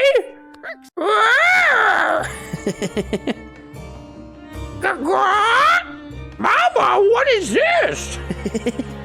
Hello, bird lady. Uh-oh, where did she spring from? And did she just call the doctor Mama? Dr. Seitz's daughter, Maria Gory. We could do with talking to her. Gory. Her last name is Gory. Jimmy! So she's Dr. Seitz's daughter, but her surname is Gory? Aye, there's some family history, I'm sure. But I don't ken the ins and outs of it. She grew up watching her mum working with the bodies of folks who died in strange circumstances. I decided what to do with and do the same with her own life. I cannot understand it myself. Perhaps she was driven by a deep respect for her mother. Perhaps. Anywho, she was in charge of Gregson's autopsy, I believe. She was, and she did a bad job. Right, and the coroner responsible for this incomplete report. Someone told me once that a wee lassie always loved her mum's stories about cutting up bodies. There's even a rumour that she used to listen to the funeral march as a lullaby. That's not creepy and sociopathic. Well, then perhaps her mother might have told her about the autopsy from the case 10 years ago. I'd say there's a fighting chance at least. After all, that was a life-changing case for all of us. We really need to speak to Miss Gory herself about this, I think. Well, thank you very much. Bird lady, where are you? I'm no happy about any part of this. It took years for Londoners to finally forget the whole professor business. Can you not give up on this, laddie? Stop asking pointless questions. I'm sorry, I don't like dredging up these painful memories for everyone. Can you not just stay away now? Leave me alone and then I come back here, huh? No, I have to talk to you about the Asogi papers.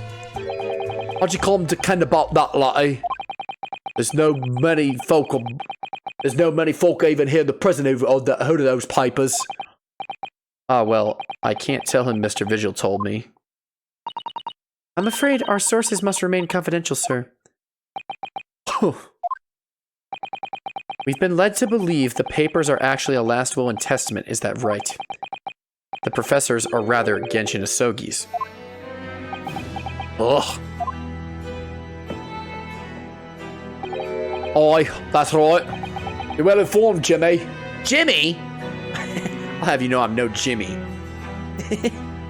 You well informed, Jimmy. At the end of the silent treatment. Then after the convict's execution, it mysteriously vanished from his cell, didn't it? Havers, no. You're off at half-cock there. I think you didn't get your facts straight. It was there in the cell, exactly where it should have been. Oh? Not what we heard elsewhere. I'ma just have a wee hook around in here. Sure, I can find it. Aye, there you are. See? The last will and testament of Genshin Asogi. Written with a calligraphy brush. Of course, I cannot read a word of those Japanese squiggles. But on mine it says he leaves all his worldly possessions to the son back on his homeland. Yes, that's correct. That's the gist of it. So those are the Asogi papers. Aye, of course they are. Papers written by Asogi. No doubt about it. There's no mystery here, Lottie. That's your lot. After all the drama show, the sliced of an execution. Well, I don't know what that was. That sentence. We sent the man's possessions back to the clan in Japan, and that was the end of it. I think we ought to make a record of this, Mr. Naruhodo. Just in case. The Asogi papers have been entered into the court record. Alright, let me peep these out. One thing before you go on your way, Mr. Naruhodo. Oh, yes? Those papers are not to do with Gregson's death. I prefer it if you didn't make no mention of them outside this office. Or rather, I wouldn't have just prefer it. Consider it an order from the highest level of government. Okay, I understand. Okay, well, let's peep these out. Let's definitely peep these out. I, Genshin Asogi, hereby request upon my death any and all material possessions and wealth belonging to me in London to be delivered to my son Cosmo Asogi in the Empire of Japan. It is with deep sadness that I accept my fate in this foreign land, in the knowledge that I will never see my homeland or family ever again. But I regret nothing about my chosen path.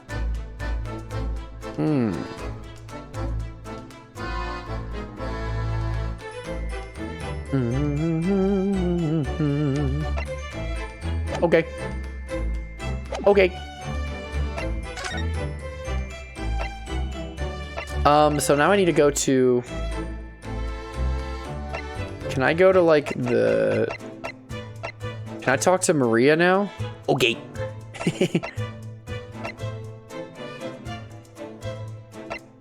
I'm just gonna go everywhere and see what shows up.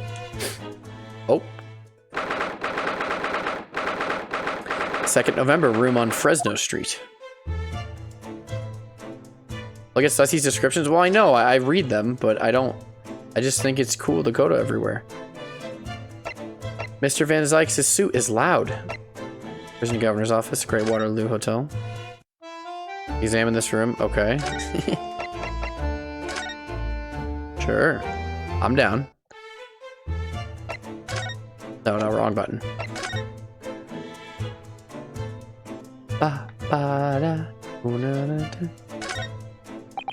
There are details of cases stretching back over 10 years on this notice board. Yes, a history of Lord Van Zyk's defeats in court. I don't think that's an appropriate description. Although, when you consider everything on the board, it's certainly true that all these people had a background of dubious dealings. The beast is demonic in nature, a dubious creature, getting up to mischief. This is no good. The board itself concealed the inspector's own death. Oh my, it really doesn't bear thinking about. Yeah. What else we got in here? Do I have to re-examine all this? Does it matter?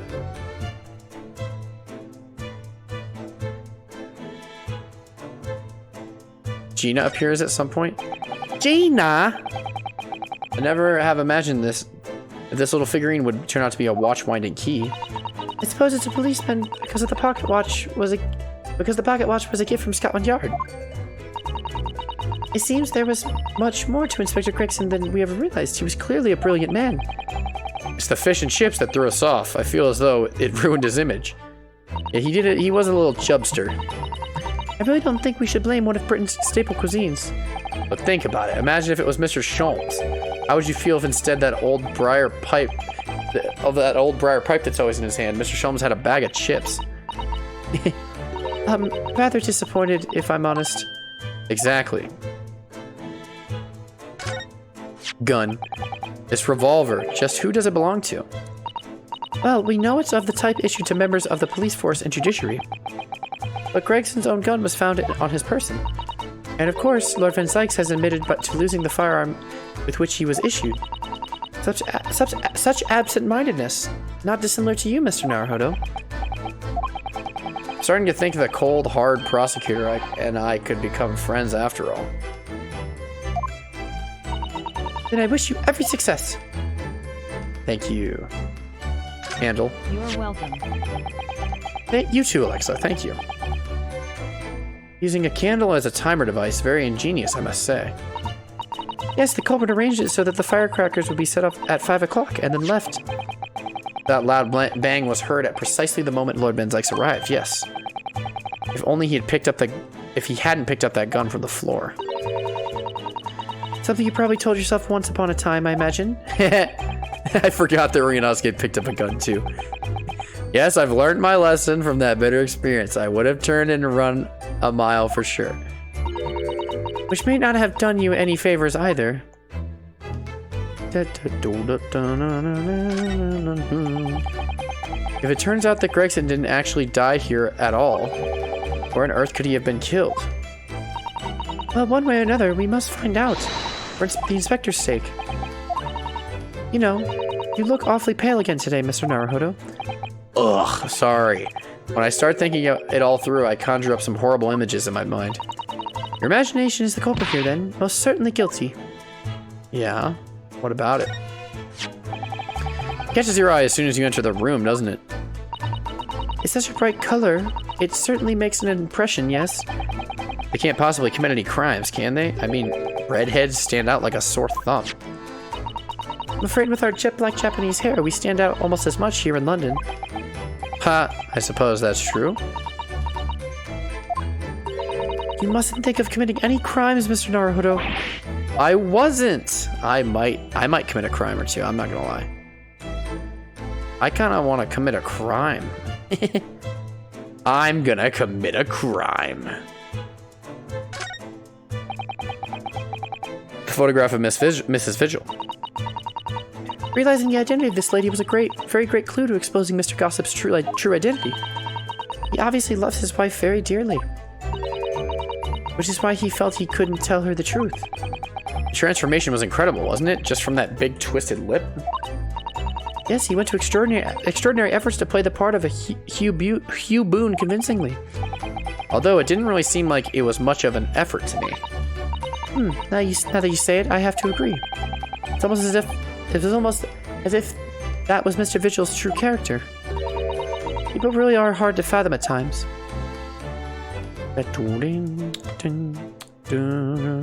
Ollie, what else? I've done everything. Ollie, I did everything. And you're all like, oh, Gina. I heard ya. I heard ya. Gina. Okay, well. I'm just gonna keep going around. I'm just gonna keep bringing it around town. What should I show him? Should I show him The Asogi Papers. What's that? it's just something I was hoping to ask your opinion about, that's all. It's a serious crime for the defense to attempt to extract information from the prosecution by illegal means. You're not the prosecution. I think we have more of a defense and client relationship now, don't we? He just doesn't say anything. Okay. What's Strongheart up to these days? Oh?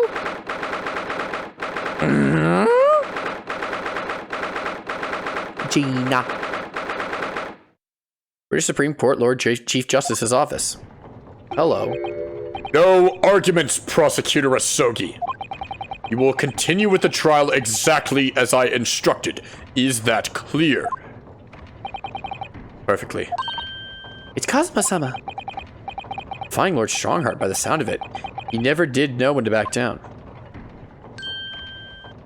Hello. It's me. On your way now, Asogi. My lord. Hi. Hey, bud. What are you doing? Kazuma. Uh-oh. Uh-oh. Uh-oh. Ruh-roh, Raggy. You left without saying a word. Hello. You have a very loud impression of your body. Yes, what are you doing here? Oh, I was just hoping to ask you a few questions, if you wouldn't mind. I wanted Van Zyke's trial concluded today.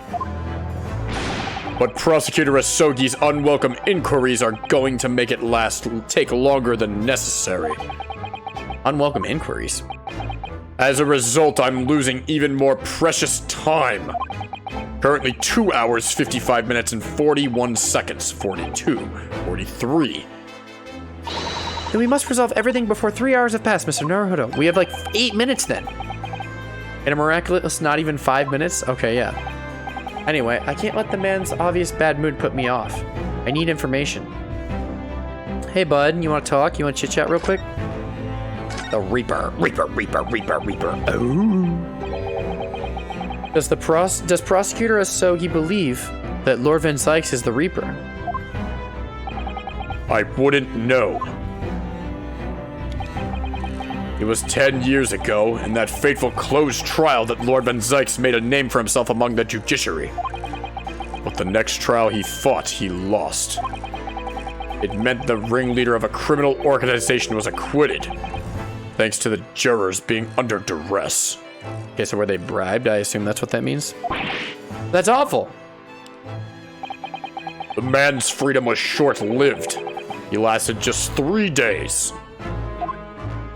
Okay, so that was the first instance of the Reaper. Yes, let me see. He died in a rock slide at his place of work, I believe. Correct. That was the inauguration of the Reaper of the Bailey. And people believe Lord Van Zykes was responsible?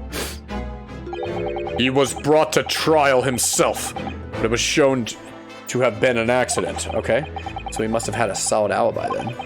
Nevertheless, mysterious deaths continued. In total, 16 persons perished in unusual circumstances, ostensibly at the hand of the Reaper. Well, the Reaper's multiple people we know now. That's a long run of coincidences. Well, the Reaper's true identity may very well be revealed by this trial. And the impact of that revelation... And the impact that revelation would have on the British public cannot be understated. Is that why it's a closed trial? Precisely. Closed trial. Closed trial? Mm-hmm. This country hasn't seen a closed trial for 10 years. So the last one was the Professors? The trial of Genshin Impact Asogi? Correct. They can't resolve everything in Case 4, right? Swiler, clearly you don't understand how Ace Attorney games work.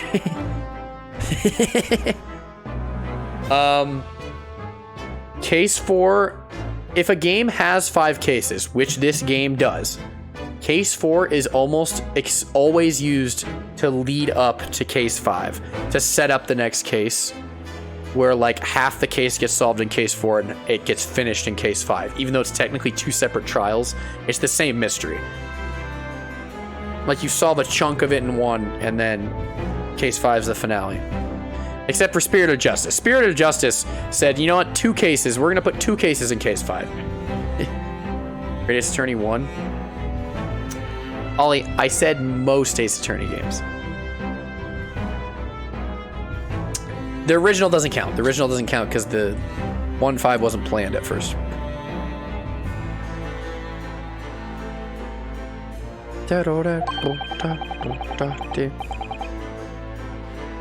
Justice for All and Apollo Justice don't even have 5. Exactly. So in the ones that have 5, almost always 4 leads into 5.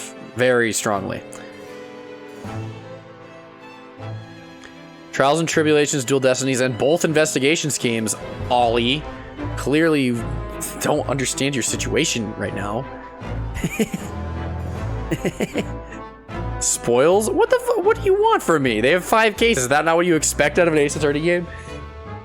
You're gonna prosecute in that trial yourself, Lord Strongheart? He was.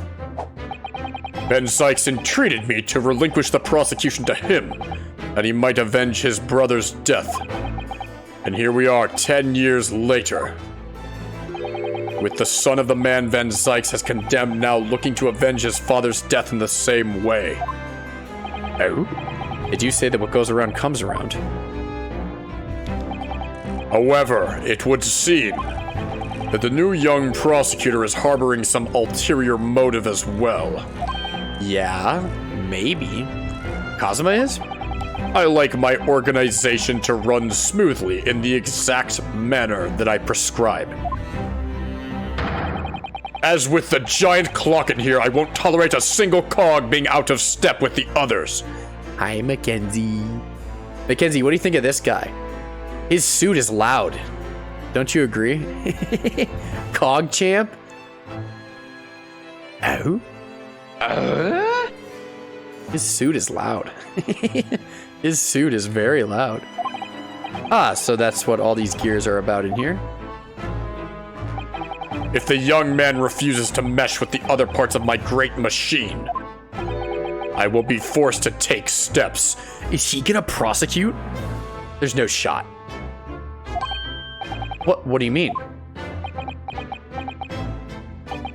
Not something with which you need to concern yourself. In any case, all your questions will be answered tomorrow. Oh. Okay, I like tomorrow. Tomorrow's good. Now, I shall have to ask you to excuse me. As of this moment, I've been delayed from attending my next meeting by precisely 3 hours. Oh my, that's a long time. And I hold you entirely responsible. Even though we miraculously managed to fit everything into not even 5 minutes. Yeah. I wonder if you might agree to us, talking with Prosecutor Asogi? Uh-oh. Discussions between the defense and prosecution outside the courtroom are generally frowned upon. However, I will make an exception in this case. Now go. You can find him in his office. He has an office? Thank you. He's like got a diamond encrusted toilet in his office or something. Like everything in his office is just like pure gold. He's like, I live lavishly, Naruto. Kazuma's my best friend in the world, but I'm really not at all sure I know how to talk to him at the moment. What? What? We can talk to him. New location has been added. Kazuma's got a freaking office? Oh, it's this. It's just the prosecutor's office. Okay. I thought it was like a whole new office. 2nd November, prosecutor's office.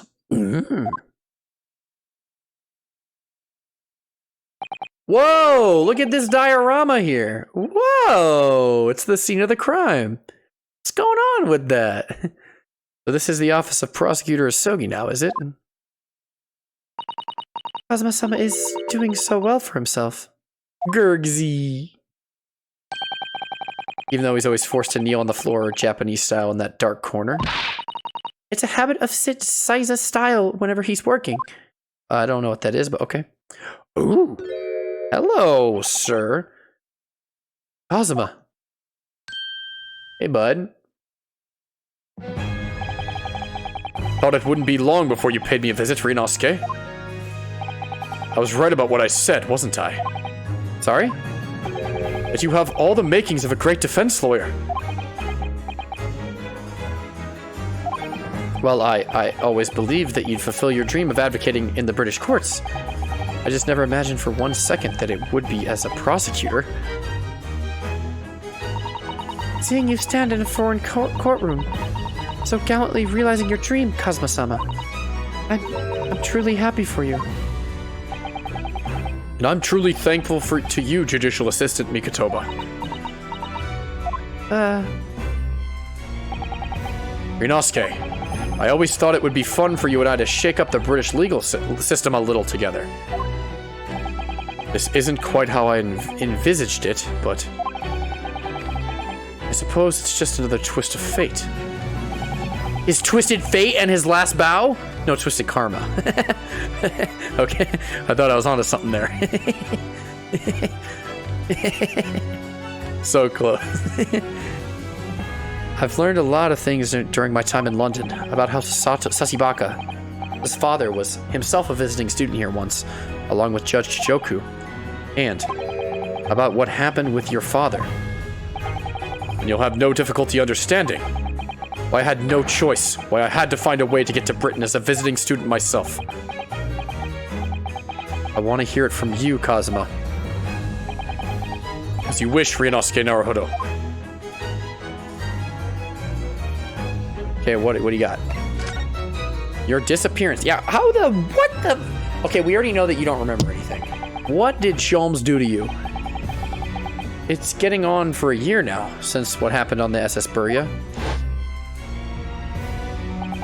We were heading across the oceans from Japan to Great Britain.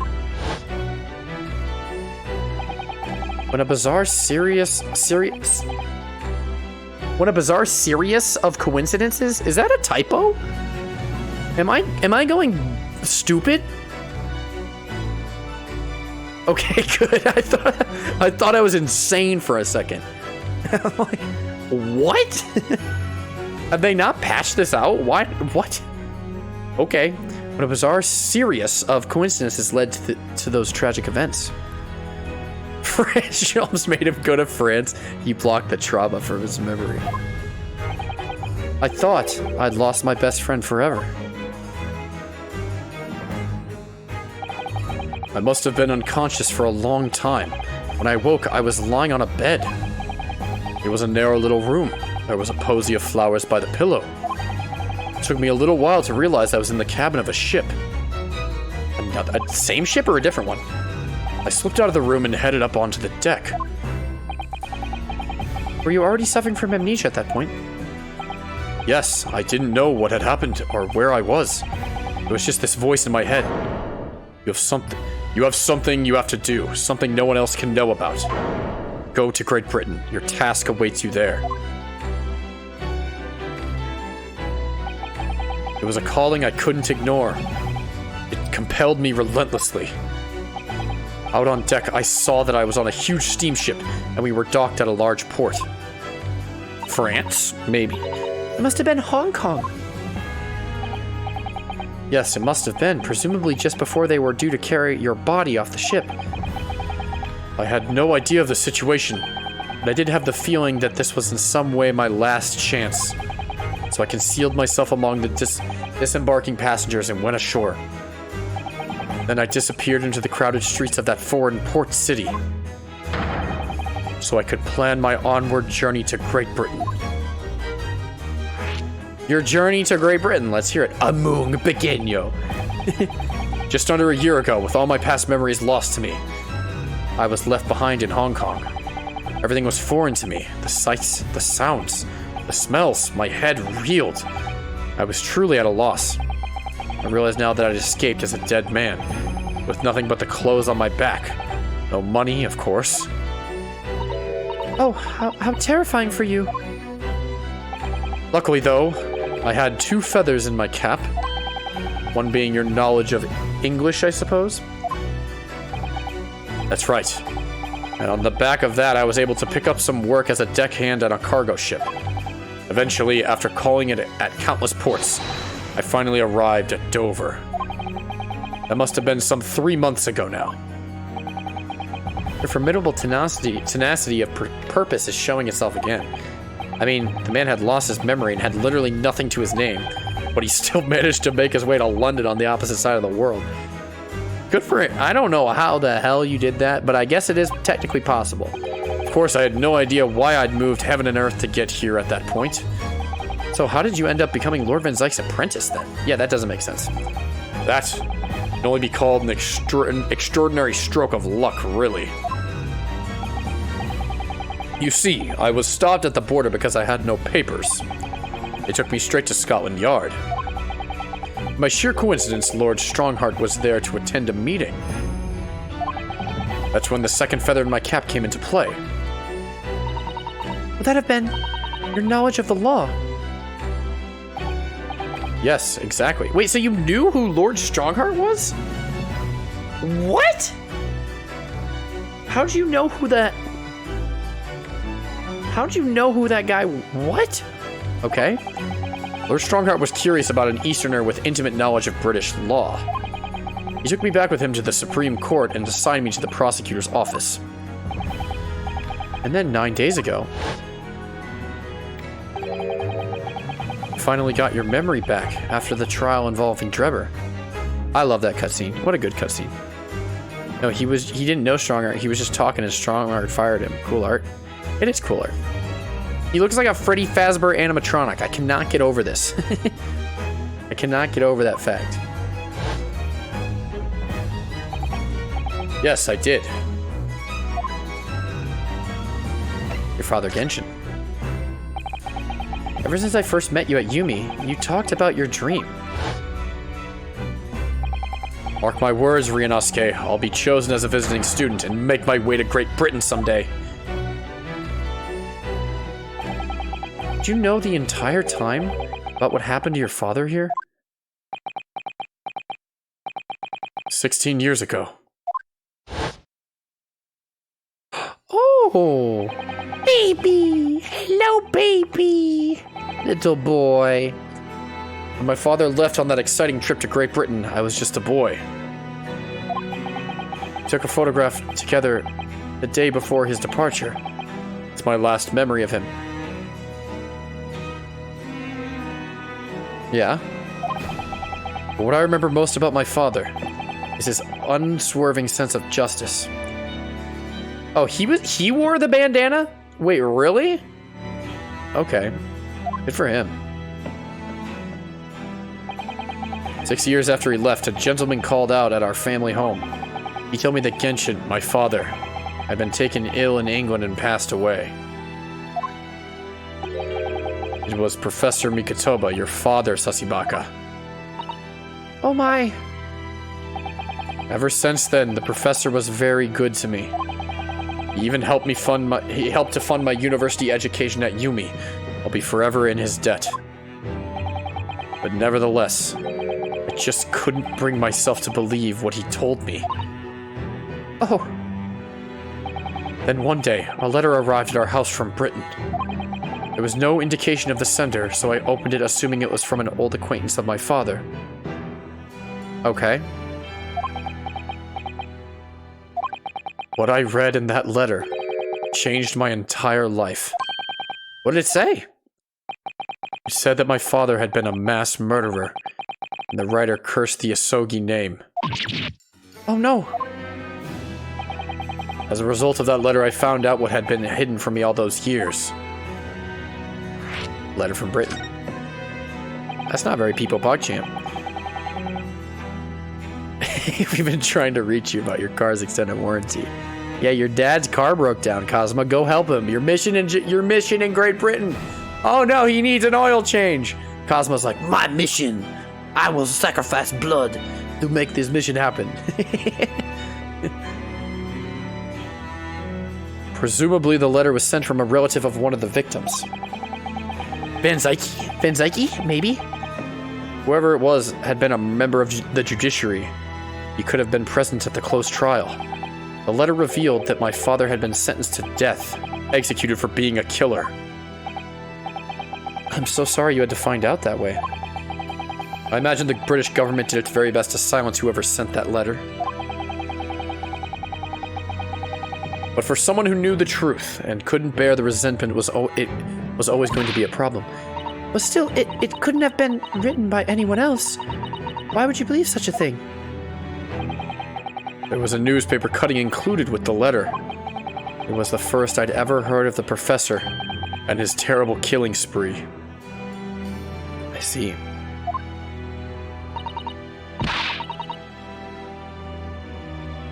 Well, what did my father have to say about the letter? I couldn't bring myself to show it to him. Huh? Why not?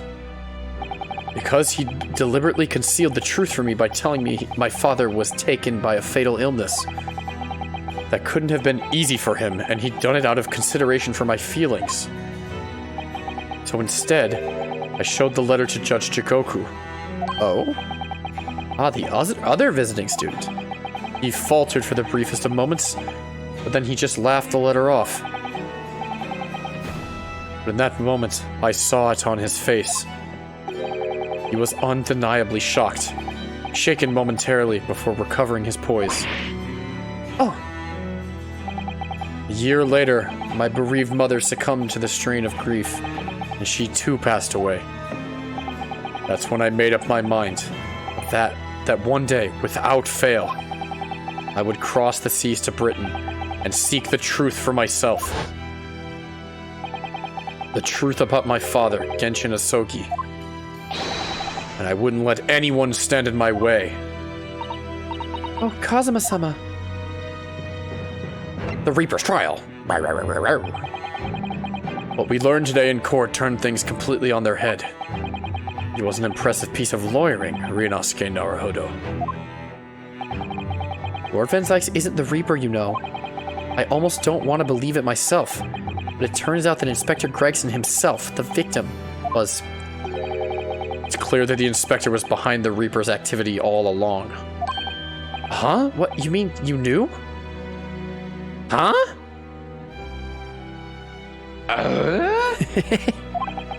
The real question is who's been giving orders to the inspector. That's true, because he wasn't acting alone. Yes, Eric Van Zykes is the real Reaper. I don't know about that. And I know that 10 years ago, it was him who decided my father must be a mass murderer and sent him to his grave. No, he was merely seeing that justice was done as the law dictates. He's not to blame. Ultimately, it's people who condemn people. The law is just a tool that they use to do it. And when a man condemns another, he must take responsibility for his actions. Of course he must. But I know for certain that my father would never have taken another man's life. Kazuma.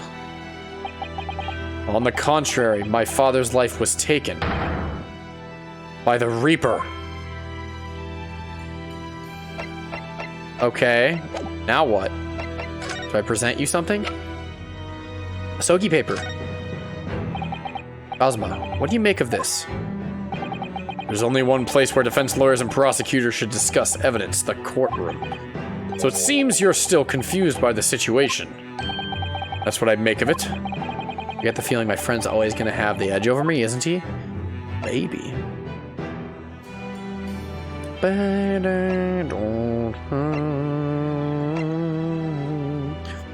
Ollie, do I have to present something, or do I have to examine, or what? I mean, the new mural is different in the center. There's Lord Van Zykes' incredibly stylish desk. It's not my style, though. No, I noticed you've been working at the little table on the floor, kneeling down. Siza? I don't know.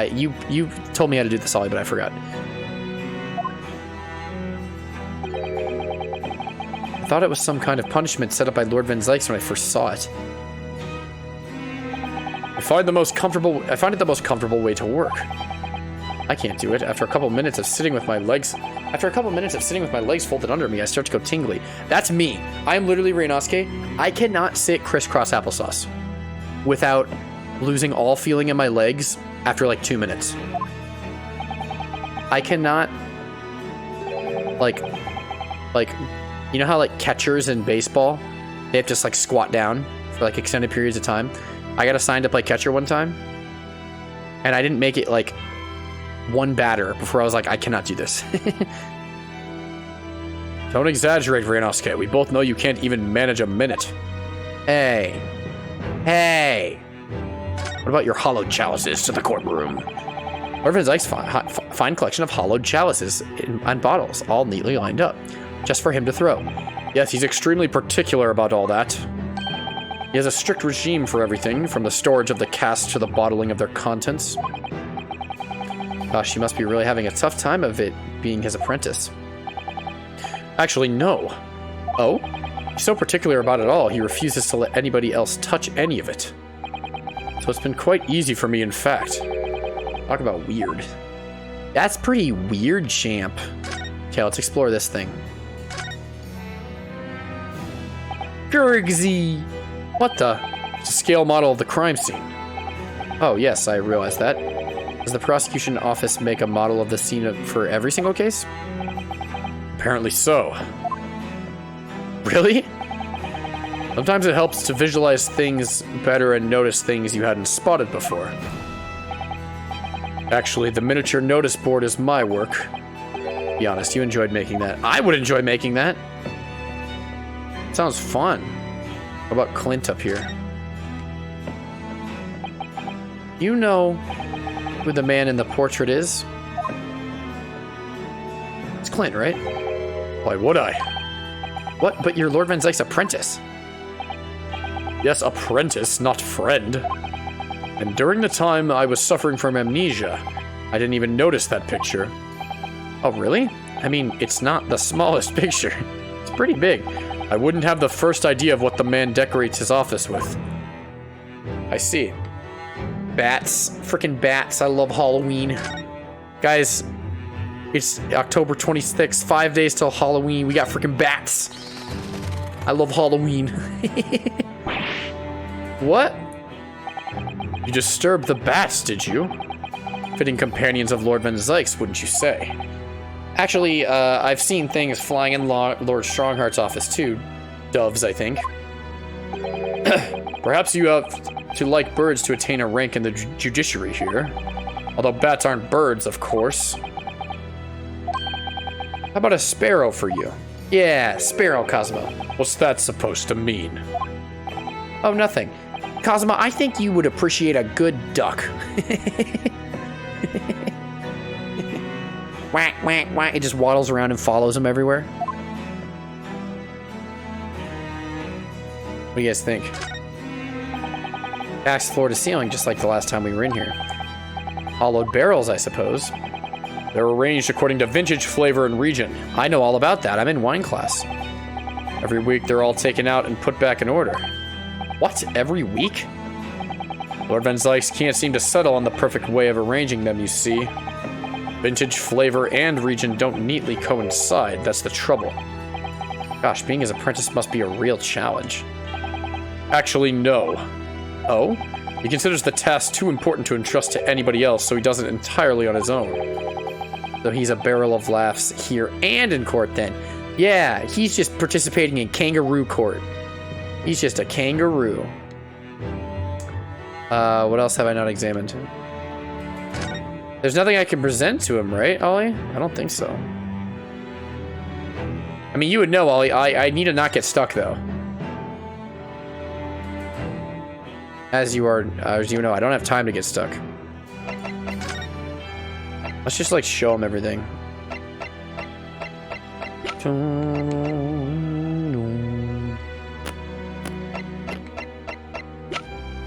I don't think there's anything. Move. Okay, let's move to... I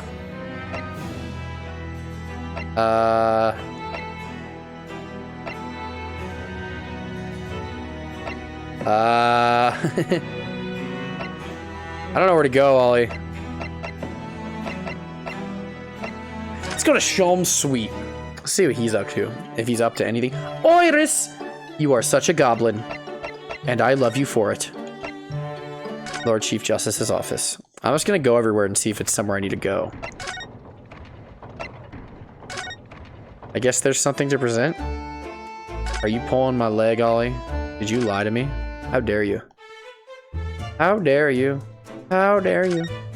In this hollowed courtroom, how dare you? Hi, Zoinky. How are you? Goodbye, Zoinky. I could present my badge. Be like, hey, this is yours, but now it's mine. I mean, if I, like, talk to him, what does he do? Well, at least he seems to be on the mend. You know, his disguise as Mr. Gossip was really quite masterful, wasn't it? I can't remember anything about it except for the floppy lip. I imagine not even his wife would have recognized him. Perhaps, but did he really have to take it quite so far? I don't know, maybe. Okay, let's go back, and I'm gonna present him my badge.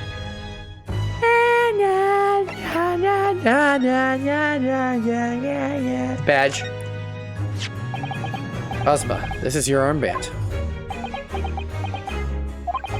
Actually, I think it's yours now. Sorry? You're the defense lawyer. You have a talent for it. I've always known that you would. And now, you've chosen to take that path in life. As your friend, I couldn't be happier for you. Or more proud. Ozma, Do you keep hold of that? Besides, I'm a prosecutor now. That armband would have no meaning for me. well, if you're sure. Thank you, my friend. Wow.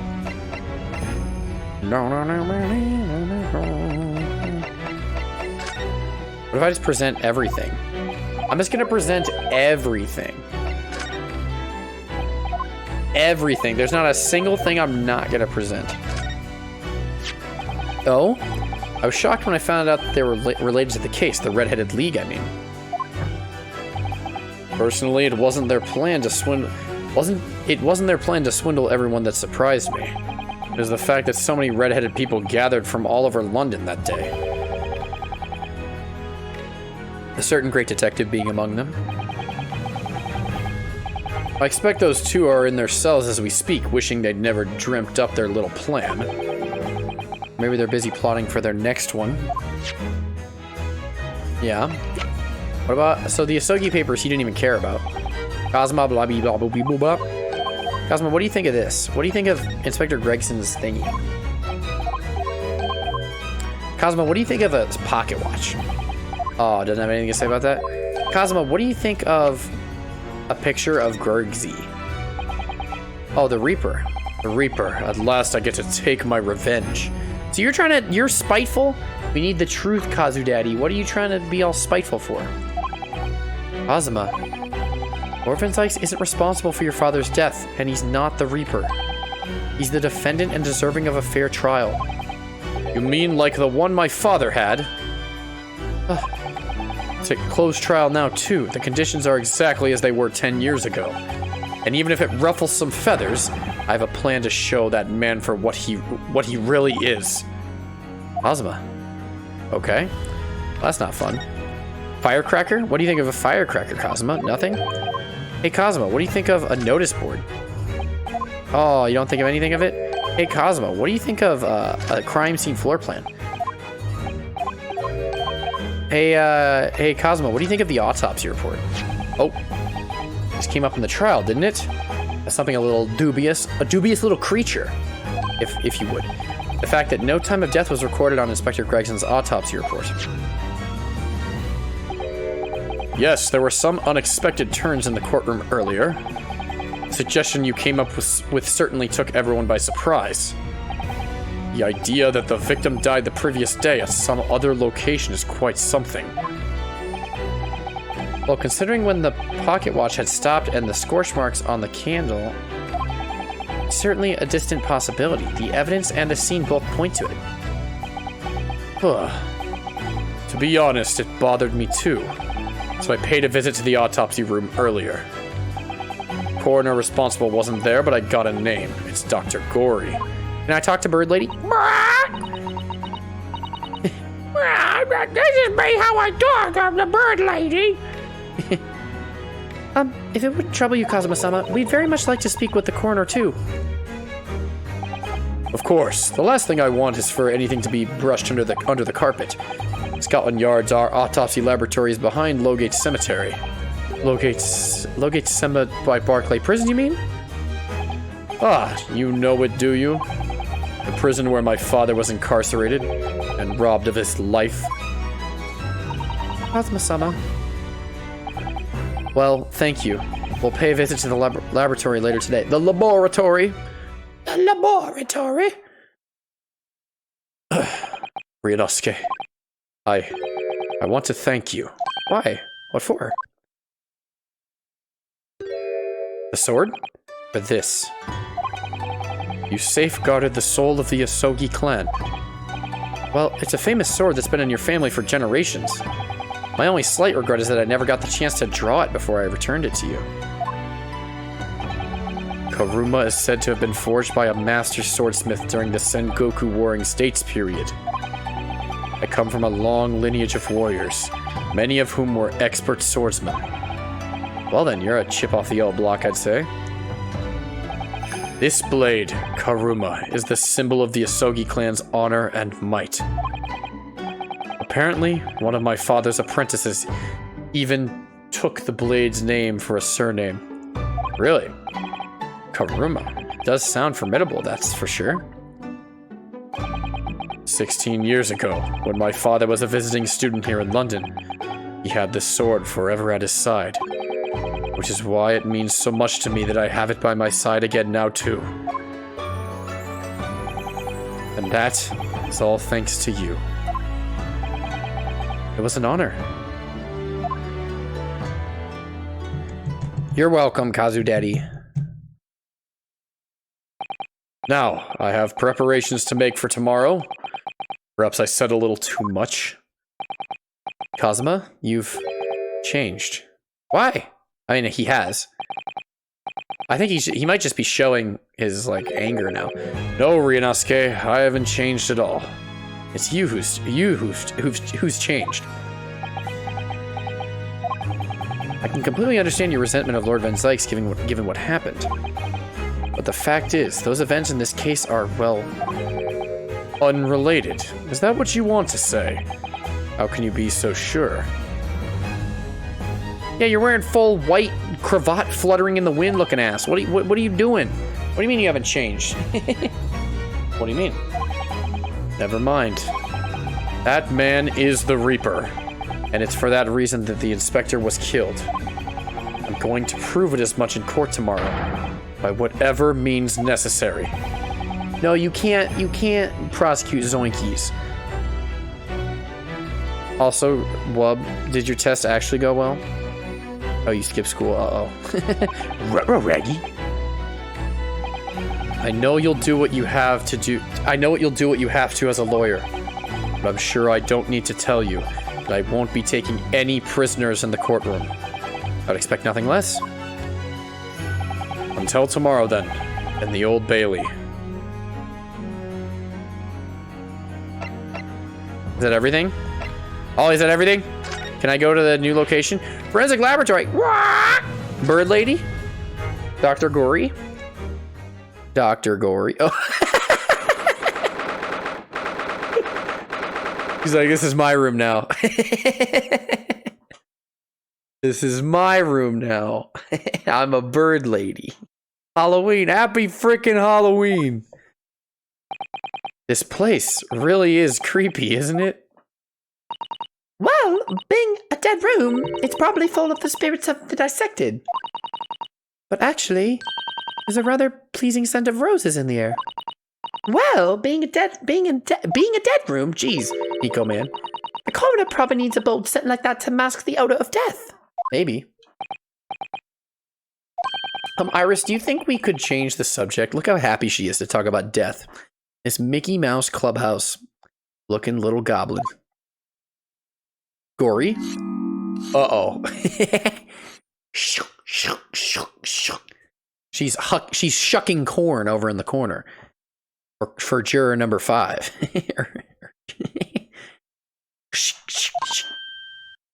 What was that? What's going on over there? She's baking a delicious cake. Oh. Hello, bird lady. Bird lady. Dr. Gory. Bird lady. Oh. Hi. What? Shade? That noise before. I was sharpening my tools. I don't know if I should do this voice for her. It's a Chozo. What? Maybe I should make her a little diva. Like, I was sharpening my tools. Guys, what do you think? Bring it to a vote right now. Should I do Diva or the teacher from Jimmy Neutron?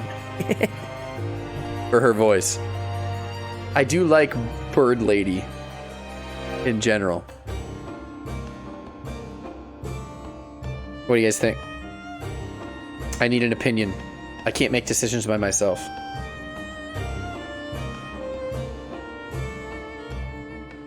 I like the little diva voice. Yeah, but it's kind of funny.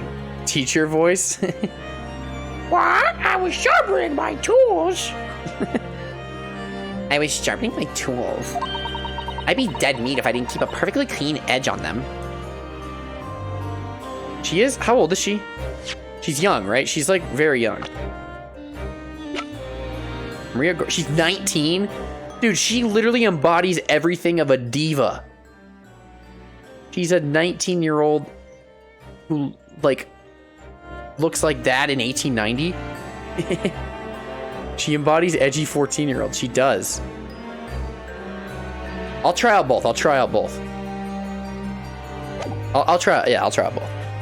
I'd be dead meat if I didn't keep a perfectly clean edge on them. What? Yeah, I'm not doing that. I'm done. Right. When following the collagen fibers in the dermis, an expertly sharpened scalpel cuts like cheese. Would you like a demonstration? Oh, yes, please. I'd love to see. Iris. She's just like, fook. Iris is dead.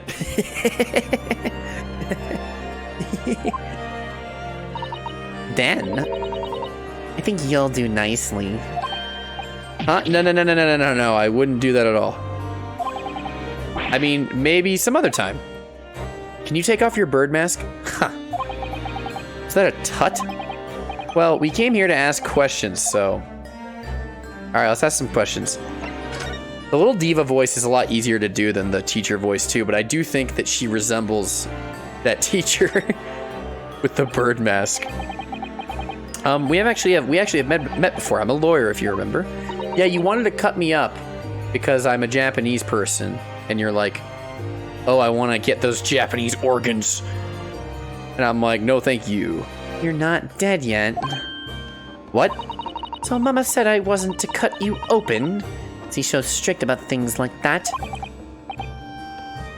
I guess her mom was a diva too. She talked like a snake.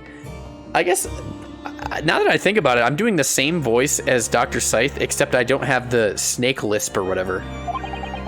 Dr. Scythe has some scruples, at least. Scruples is such a fun word. Oh dear, it looks like she's not even interested in talking to us, for the time being anyway. For the time being, you mean until we die? I hope that's a way off.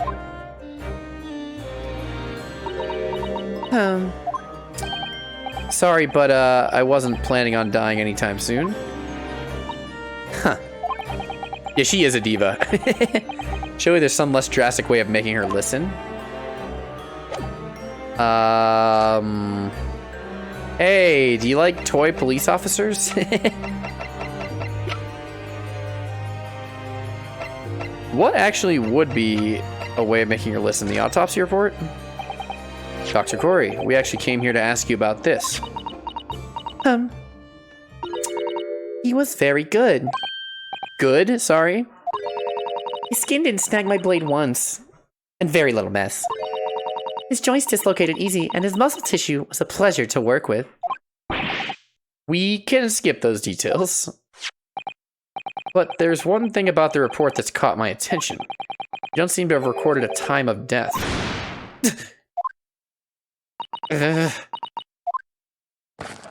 Hi, Maria. That's not my fault. Oh, that made me jump. She's scary. She does have those big, dead, vacant eyes, like... you know, like do a magic trick on me.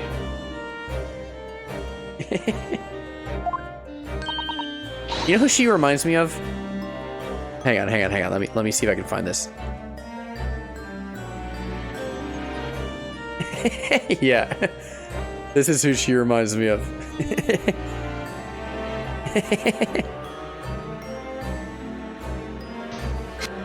Hang on. She reminds me of the lady on the right.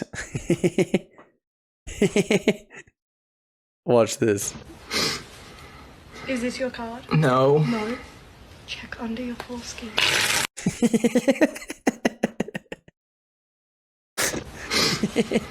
Is this your card? No. No. Check under your foreskin. That's what she reminds me of. Am I wrong? Am I wrong?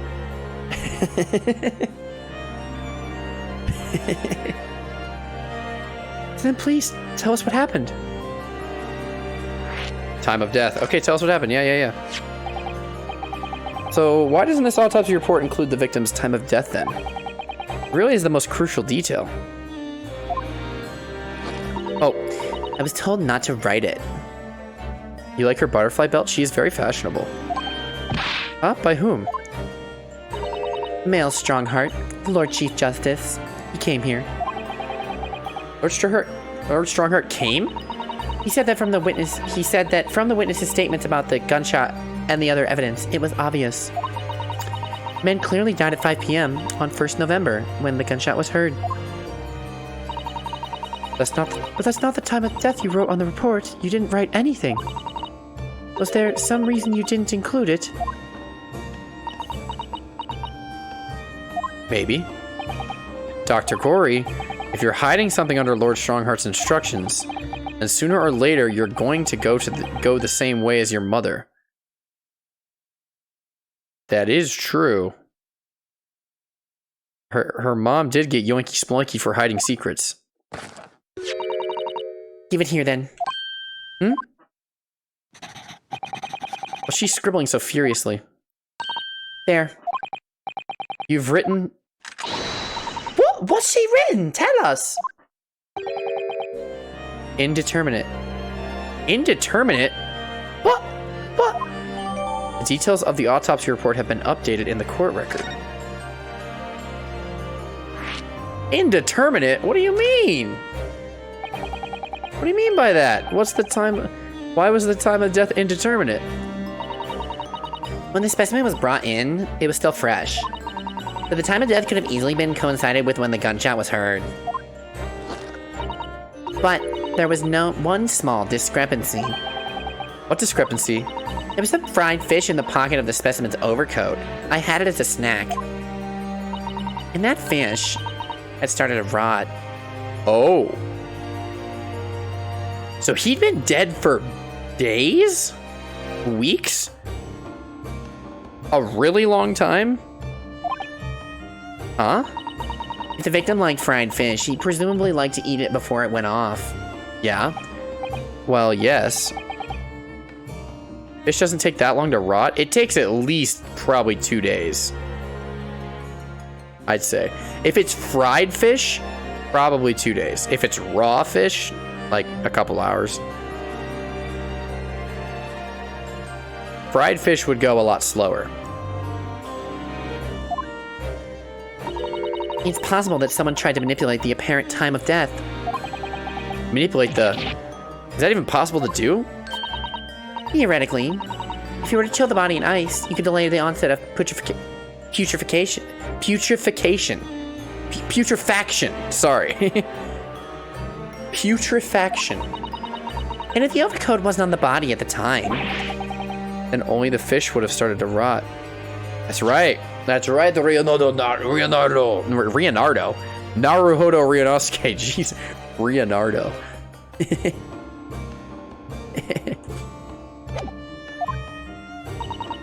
With today's science, it's not yet possible to determine if the body was chilled or not. Today's science is advanced enough to let you freeze a corpse, it seems. But surely, to chill a corpse like that would require an enormous electrical refrigerator.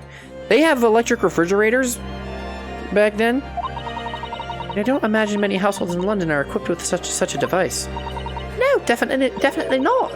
Or maybe in a factory, or some other special places. I don't recall seeing any factories or such like on Fresno Street, though. I wonder if the inspector's body had been chilled somehow. What might the actual time of death have been? I couldn't say for sure. But at the most, it might have been like a day earlier. No. In other words, it would corroborate your previous deduction, Mr. Naruhodo. That Inspector Gregson was killed the day before his body was discovered at a different location. Did you inform Lord Strongheart of this possibility? He simply said there were no electrical refrigerators of that size in the vicinity. Okay. Yeah, how do they know about electric refrigerators in like a Japanese person who like wasn't England the leading like technology person? I guess she does study here. Oh yes, one thing. It's something the governor of Barclay Prison told us. He said that your mother, Dr. Scythe, was responsible for confirming the death of the professor after his execution.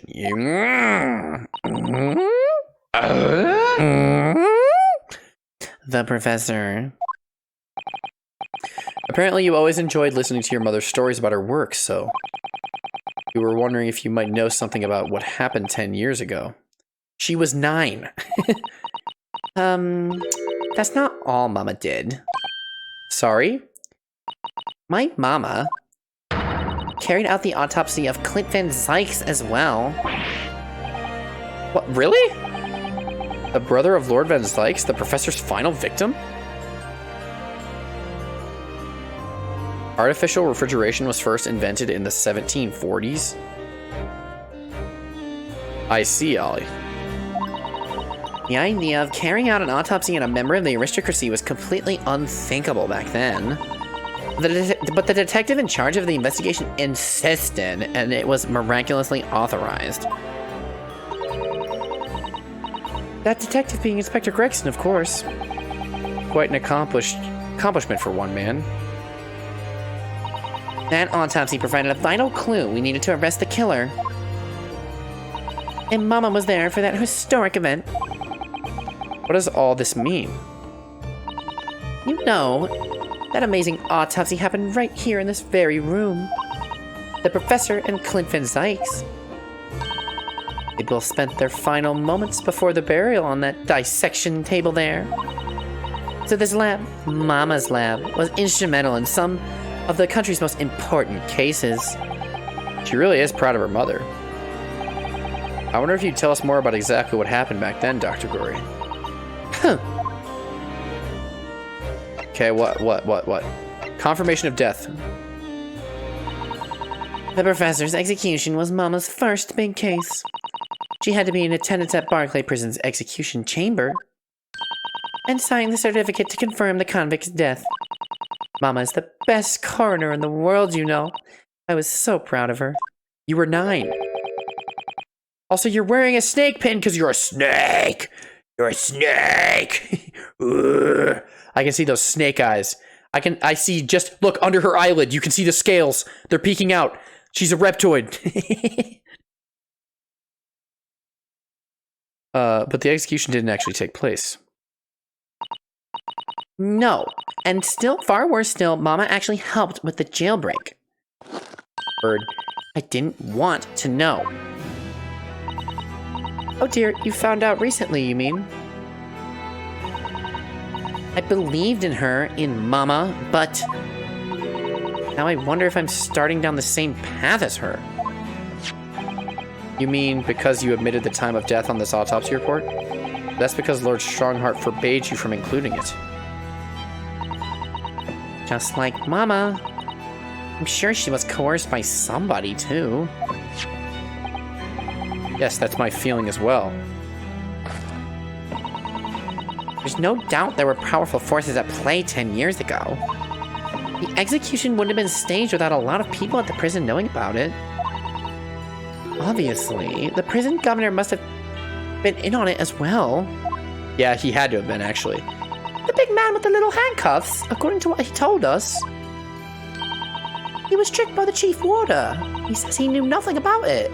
No, the chief warder says he was not involved. Chief warder didn't say he was tricked. He said he wasn't involved. Of course he said that. I say the same thing. Just who was behind that jailbreak all those years ago? Clint's autopsy. You mentioned that the autopsy of Clint Van Sykes. It was at a time when carrying out autopsies of murder victims was very unusual. It's still not a practice that's observed in our country even now.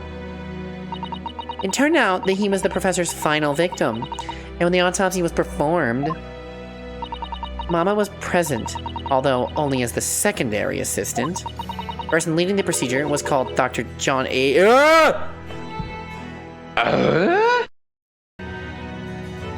Why was he doing that?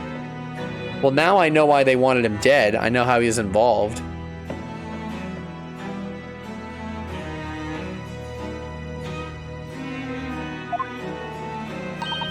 That's right, my daddy! And there was one other person present. The primary assistant. He was a visiting student from the Far East. Wait, a visiting student? It must have been my father, Eugene Mikotoba. I had no idea Professor Mikotoba had been involved in something so important. Well, the outcome of that historic autopsy was the discovery of a vital piece of evidence that led to the capture of the professor. So that's how they came to identify Genshin Asogi as the infamous mass murderer. Do you happen to know anything about that piece of evidence? Can you tell us any more? Would you like to see the record for yourself? What would that be all right? What's the point of keeping records if people can't look at them? They're filed under V at the back of those cupboards. With the other records of the last decade. Thank you. I expected her to be really mean and like, I want to cut you, but she's like kind of like a normal person. Kind of. That's strange. What, Mr. Naruhodo? They're gone. Oh, who could have thought? Who could have predicted that? They aren't here. There's nothing under Van Sykes. There must be. Perhaps somebody took them away? Dory, you gotta tell me what you know. No one's allowed to take documents relating to the professor case out of this room. But you're right, they're gone. Who took them? Me. Dr. Nico Man. Well, when was the last time somebody took a look at them? Do you remember? It was, oh yes, I remember now. It was 2 years ago. Ah! Ah!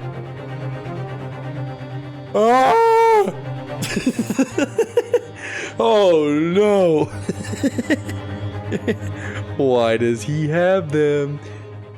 Sholmes, are you imposter? Oh, I am not. Are you imposter? You're acting sus. Thought you were crewmate, but you were sus.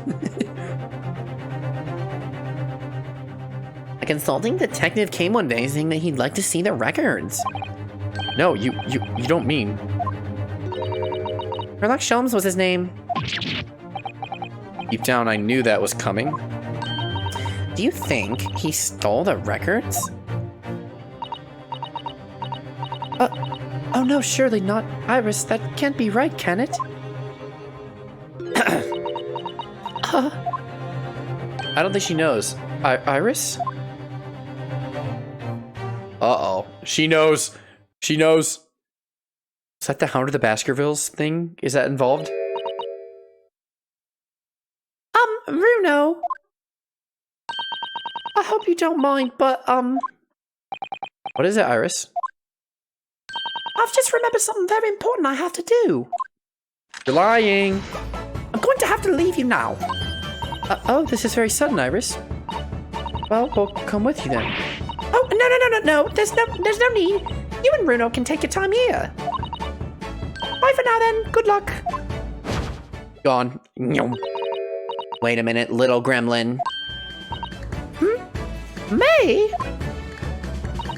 I remember now. You've been here before, haven't you? Dude, she literally would have been 1. Okay, no, 10 years ago, she would have been just born. I guess 2 years ago, she would have been 8. That's true. Have you, Iris? Yes, 2 years ago, when that detective came. You were with him, weren't you? You were a living specimen then, too. That's the way it usually works, yes? She's hiding under her goggles. She's going full Reptoid. Was I? I really don't remember. Anyway, sorry, but a mustache. No. Wait, Iris. A proper pot when you get home. A pot for you when you get home. No, get back here. What's the matter with her? She's behaving really strangely all of a sudden. Gone, part 2. Hi, Gory. Well, in that case, we won't keep you any longer either. It's been quite a while since I had any visitors. This was really fun. But next time you come, I'd prefer it if you're ready for a dissection. I can't make any promises. Sorry. Uncle Gary. It's a bit strange that the records of Clint Van Zyke's autopsy have disappeared. But I think we've asked all we came to ask now. I really like her office. It's very funny to me. I want to examine it. Let's have a closer look at this. Then again, let's not. At least not while she's armed. I don't think. What about Bones McGee over here? What does he have to say? Bones McGee.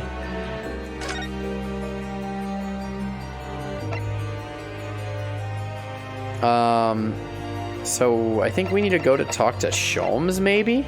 I mean, maybe? This is probably where Iris ran. Iris! Iris! Iris! Is she up here in the closet? Did she go to the pawnbrokery? There's no... Oh. I wasn't supposed to go here, right? Yeah, this is just like, oh, what do we do? Yeah, okay. Lord Chief Justice's office. Iris! Nothing. Great Waterloo Hotel. Nothing. Prison Governor's office. Dun, dun, dun, dun, dun. Prison, we might... This might be something, maybe. Oh, Zoinkies is just gone. Did he break out of prison? Where is he right now? He's like strapped to the ceiling. He's like, I got stuck up here, Your Honor.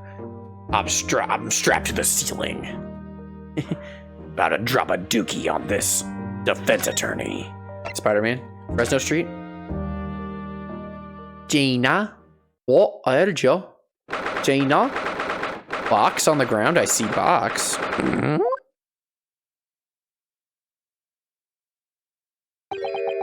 Police are still busily investigating in here then. But Gina's nowhere to be seen. Where is she? Yes, it has been blissfully quiet, hasn't it? Perhaps she's out investigating on her own, practicing what her boss taught her. Well, I expect she'll be back before too long. Shall we wait? Let's explore everything. Actually, there's something different about this room since the last time we were here, isn't there? We could always use the time to investigate more thoroughly. You know Box? You like Box, Ollie? Any Boxy? Boxies in the chat? This little trunk wasn't here before, was it? Oh, it appears to be made of metal. It must be very heavy. I wonder to whom it belongs. There's some initials on the outside. Look. TG. Toby Gary. Let's ask one of the policemen if they know how it came to be. Tobias Gregerson.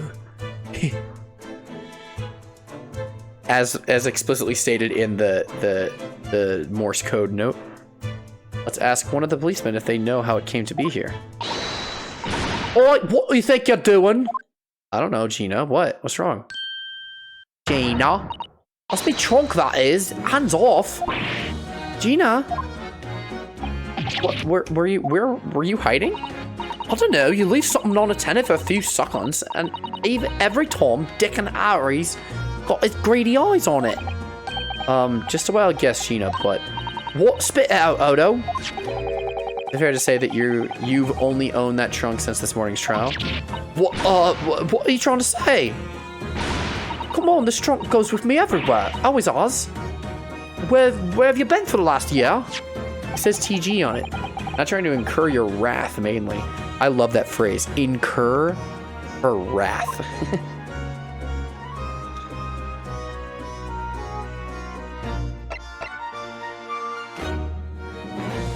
Converse. What's up, Gina? You should hear them talking at the yard now. They should be ashamed of themselves.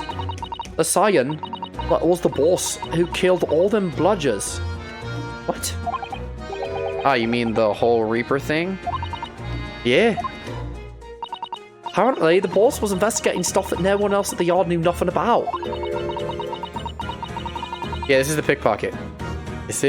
You are correct, Speedbird. Pickety-pockety. Angry Oliver Twist lady. Stuff to do with all them criminals what got off scot-free. Yes, the ones prosecuted by Lord Menzikes who used bribery and corruption to evade conviction. Well, then obviously it was that blooming Reaper giving the orders, wasn't it? But, would people be suspecting Inspector Gregson of being involved in the killings? Or why would they suspect him? Yeah. There was a notebook in his office. Oh no, this doesn't sound good. It had details about all the crimes that have been pegged as the Reaper's work. What? No, did you see it, Gina? Did you see the notebook? Why wouldn't Flamin' let me? Because I'm just an apprentice, apparently. But it was me who found it, and he was my boss.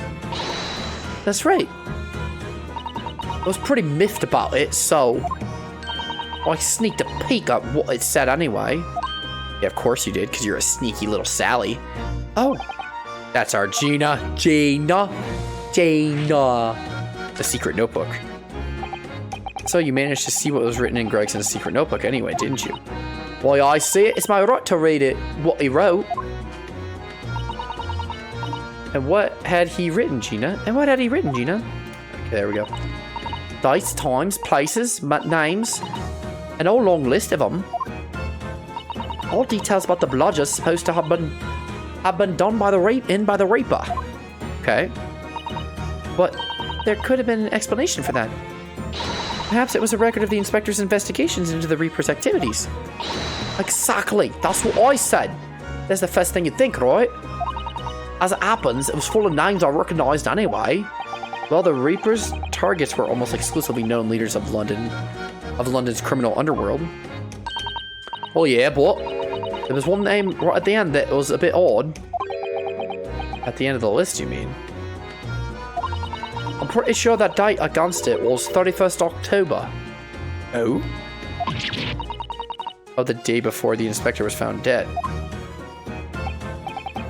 Halloween? Happy freaking Halloween! So what was the odd name?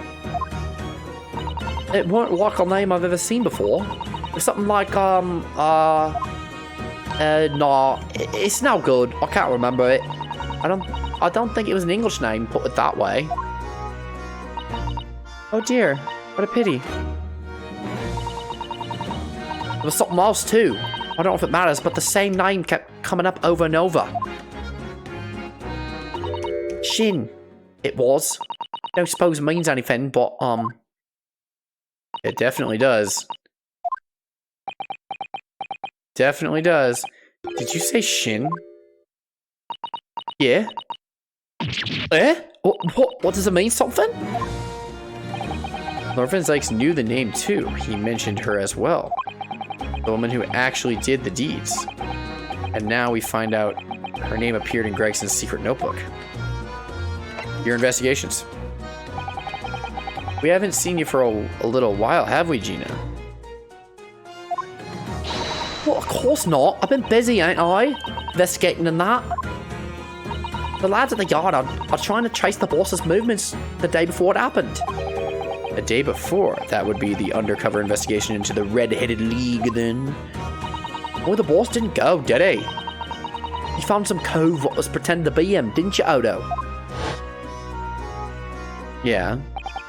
Yes, it was Mr. Visual who actually went to the park on Lime Street that day, posing as Gregson.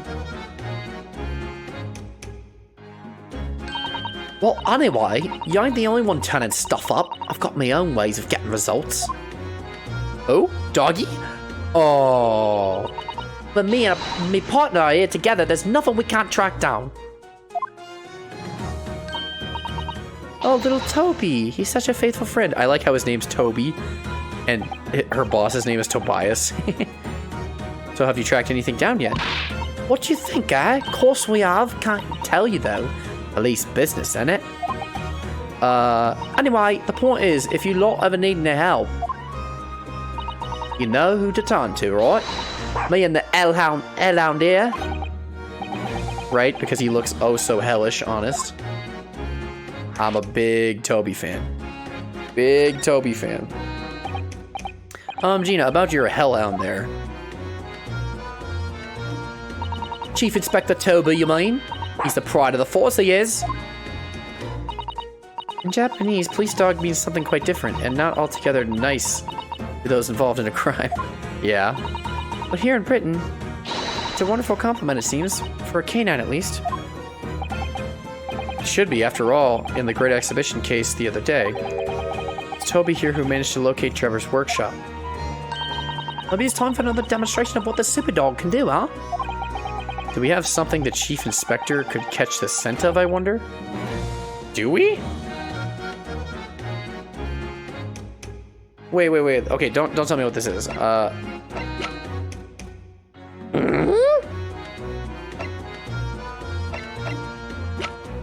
mean, what are we trying to search for right now? That's my question. I don't even know what we're trying to search for.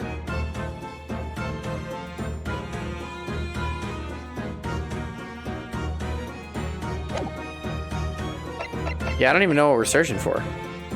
Oh. Take that! Wig? Well, Chief Inspector Toby, if you wouldn't mind having a sniff of this.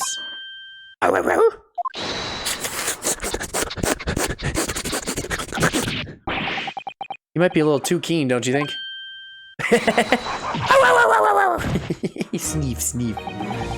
The Chief Inspector made short work of Gina there. Oh, look what he's gone to.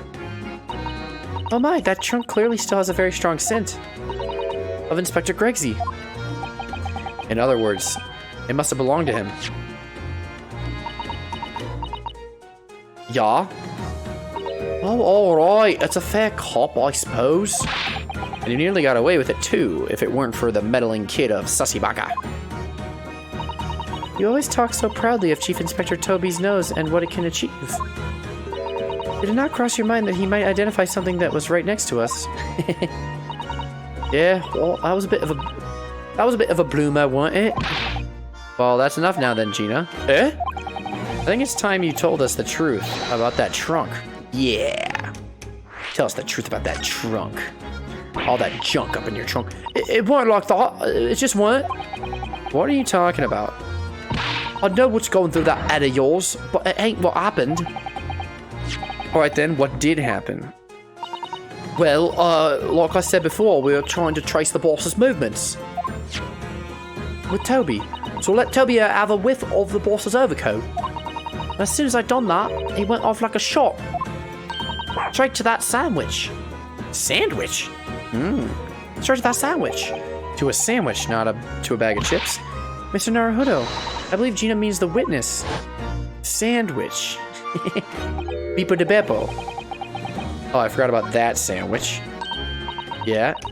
Yeah, he had it in between them wooden boards of his, the boss's trunk. He did? What the frick? Why? I mean, when they heard the sound like a gunshot and all piled in here.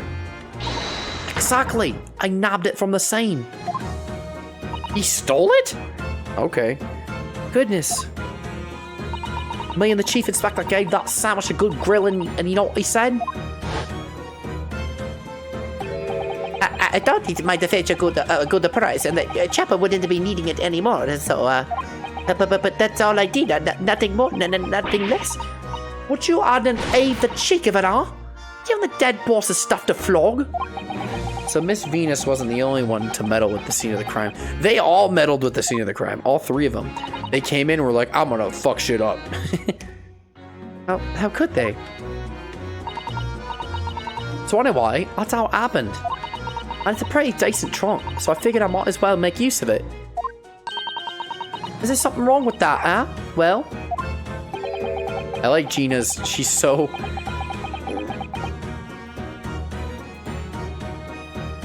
I'm Gina Lestrade and I'm mad.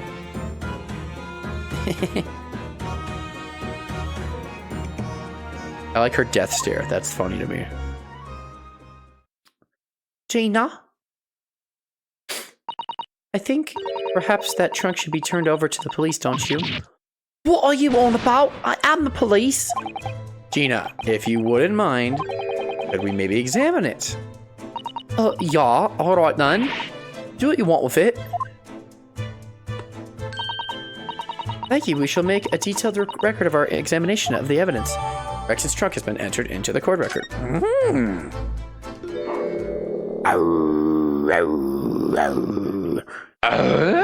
What's wrong, Toby? What's the matter, Toby? Why is he acting so aggressively towards me all of a sudden? Did the killer use this box? Killer might have used this box. Maybe he smells someone else on it. Mr. Naruhodo, be careful, it must be the trunk. Whoa! Jeez, that's a freaking jump scare. What the frick? Okay. Toby, oi, what are you doing? You're gonna lick his face off. Mr. Naruhodo, Mr. Naruhodo! Gina, quickly, hail a carriage. Okay, I died. Okay, well, that's good to know. 2nd November, 4:57 p.m. Naruhodo's legal consultancy. Are we okay? The Hound of the Basketball. That was a hellhound, truly. Hey, okay? Oh, Mr. Naruhodo, are you alright? Miss Sasibaka. Sholmes! Oh, conscious again at last. A blessed relief, my dear fellow. After all, to drop dead after a moderate licking by a small terrier. Most unseemly. What?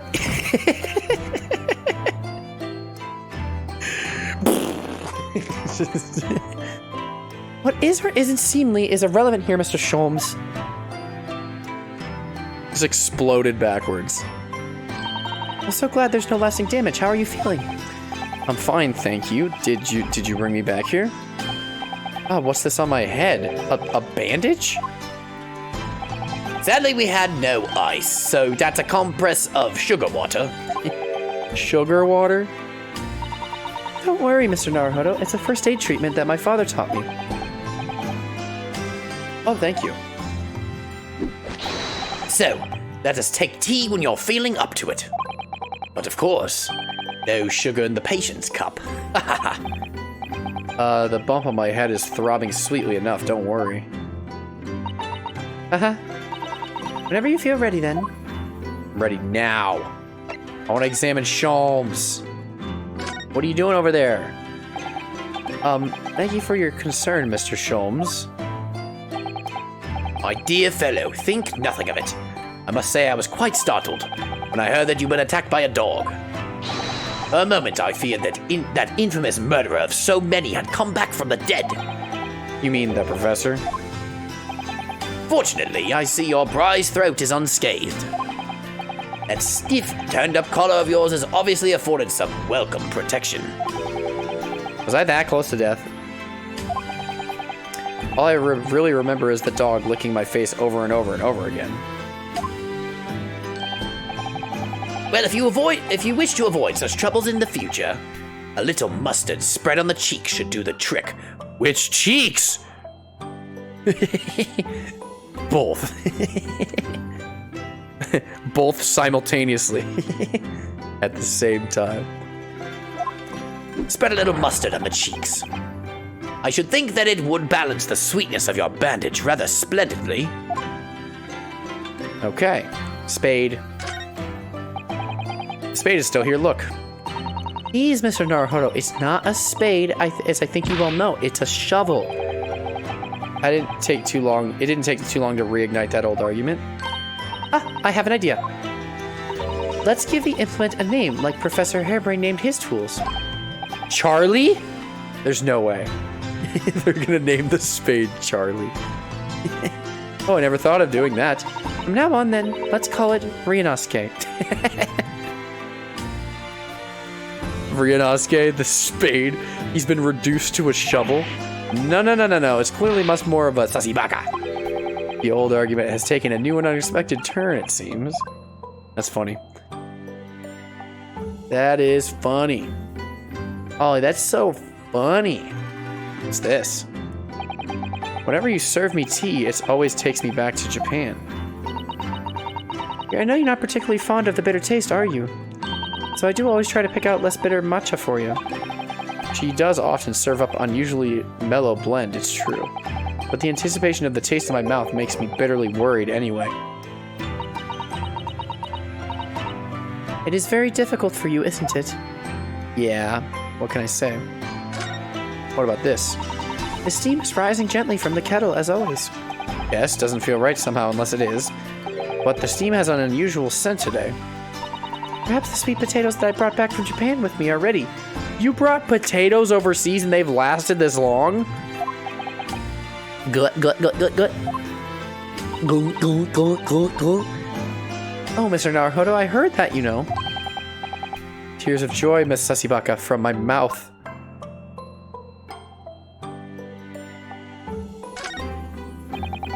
That Rumadal is still winking at me. Look. I wonder when he'll finally get his other eye filled in. Yes, I wonder.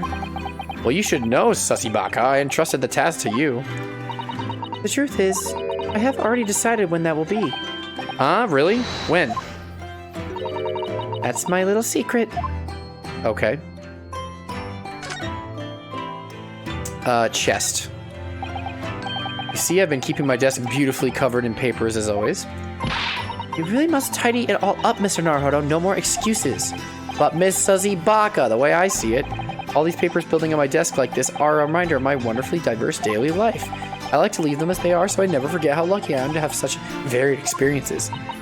In that case, you should definitely have a thorough tidy. Then you'll be able to see your papers building up all over again and feel that joy renewed. Still can't beat her in an argument. She's too smart. She's just too smart. My desk is just as it was before I left. Sumi ink and a calligraphy brush, even though we're in England now. It strikes me as typical you, Miss Sasibaka, and typically not you at the same time. Well, I do enjoy the wonderful new things that come out of the West in this cultural revolution, you know. But I'm not ready to give up my brush just yet. Anyway, Sato-san can write more neatly with a brush than most people can with a pen. Practice makes perfect, as they say. Okay, I think that's almost everything. Or should I go into Sasibaka's room? All the Z life seemed very content in there, I must say. I've noticed something recently, actually. The anemones breed at the most extraordinary rate. Oh, really? It's a mystery why the whole seabed isn't buried in a mountain of them, actually. Oh, how splendid. That really is a mystery, isn't it? I wish there was someone here to explain Sasato-san's strange reaction to that. Does she know? What does that even mean? Your room across the hall is undisturbed, of course. I don't suppose I'd be permitted to see inside now that you're back, though, would I? Sasibaka? You know very well that only Iris is allowed inside. Yes, I heard you two giggling together in there again last night. You can visit Mr. Sholmes in his room, Mr. Naruhodo. Last time I did that, he tried to convince me to drink some strange concoction he mixed up. My dear fellow, I call this jungle juice. You must try it. It will give you the biggest feet. You'll look like a clown walking around. It's like, Sholmes, I don't want big feet. He's like, But imagine how cool it would be. Sholmes' special jungle juice.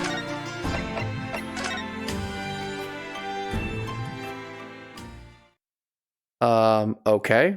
I love Iris's room. It's so funny to me. I will say it every time I see it. What the What?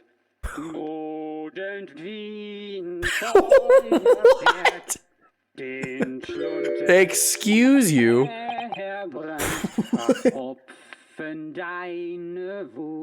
What happened to Mikatoba there? Iris, what happened? Are you reenacting like an old German ritual? What is going on? What on earth is going on in here? Am I having a bad dream? Oh no, it's an old German folk song. A fine rendition, I think. That's the least of my concerns. This singing is interesting. Iris? Uh-oh. Uh-oh. Iris, what's the matter? She's angry. She's angry. Who is that that relaxed gentleman over there? That's your dad. Iris, what's wrong? Iris, is she even listening? Excuse me, sir. I do apologize for troubling you whilst you're singing so merrily, but would you be kind enough to explain the situation? Well, that worked.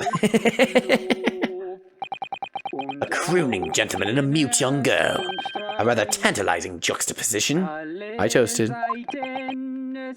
And one that appears to have incited the gods of deduction within me to find their voices too. Oh, deduction, you say? Mr. Sholmes, do you mean... Iris? Iris, why do you look like that? You're looking sussy. The strains of reasoning within me are playing now as a delightful duet. One melody sings a reunion full of nostalgia.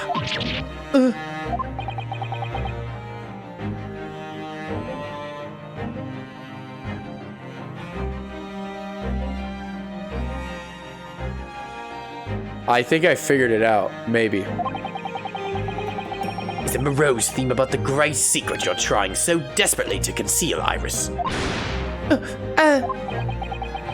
He's turned as white as a sheet. You go, what is it?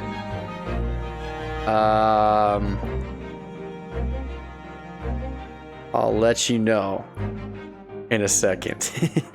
As usual, you've instantly seen to the very heart of the matter. And by the time my own brief performance is over, I feel sure this gentleman's song will reach its finale. So then, to Music Land, where all is sweetness and delicacy and harmony. Pray, do enjoy Herlock Sholmes' latest Logic and Reasoning Spectacular. Wait, we're seriously doing one right now? What? Okay. The Great Deduction. The game is afoot. Man's identity. Firstly, we consider the gentleman's nationality. Clearly he's a German with no grasp of the English language.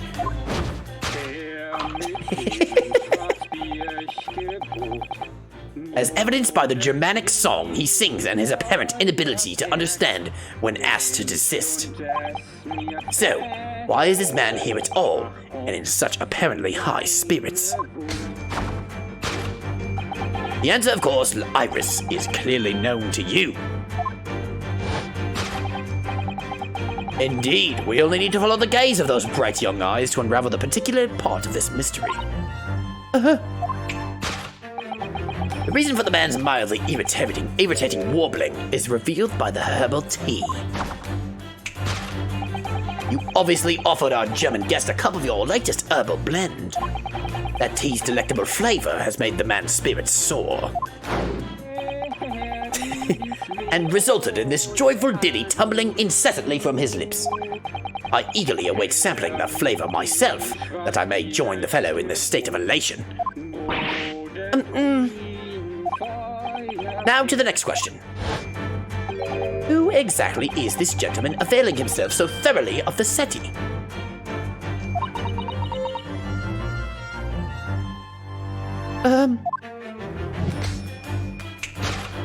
Oh.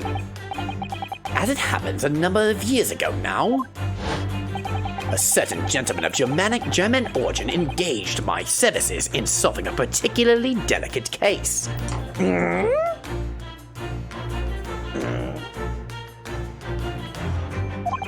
He required the retrieval of letters once sent to an acquaintance that might have proved problematic. In order to conceal his noble identity, he also arrived at my office in a mask. The gentleman's name was Wilhelm Gostrit Sigismund von Ormstein. Okay. The King of Germany. Okay. If my memory serves, the mask worn by this gentleman is identical. No, it is not. I can assure you. Yes, there can be no question the mask belongs to the King of Germany. It would appear that His Majesty remembers the fine service I afforded him, and has decided to show his face again, mask and all, in order to express his gratitude. A well-mannered monarch indeed, wouldn't you agree, my dear fellow? I like Iris being like, Maybe. I don't know. Don't ask me. so topic 1. So the identity of this masked visitor is in fact my former client, the King of Germany. Indeed, his son is currently in London as well, enjoying the wonders of the Great Exhibition. Yes, indeed. Good job, Sholmes. Ollie, I know who this is. I don't know why I know who this is, because I don't really have concrete reasoning, but I know who this is.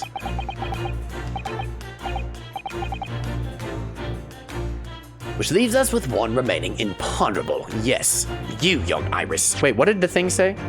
Oh no, I can't read it. Dang it.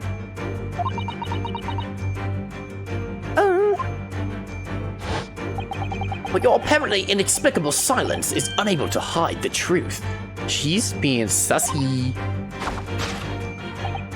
Yes, the reason for your muteness is concealed inside that knapsack. A £5 note, I believe. I must say, as your compatriot, I'm deeply saddened. These poses are so cool. Alright, I just like the angles. It would appear that you've allowed yourself to be bribed into silence by His Royal Highness, earning yourself some spending money in exchange for keeping quiet about the King's secret. And now, the final piece of the puzzle. What is this secret you strive to hide with your silence, Iris? Oh yes, we need only follow that brief involuntary twitch of your eyes to find the answer. You were attempting to abscond with that coffee cup.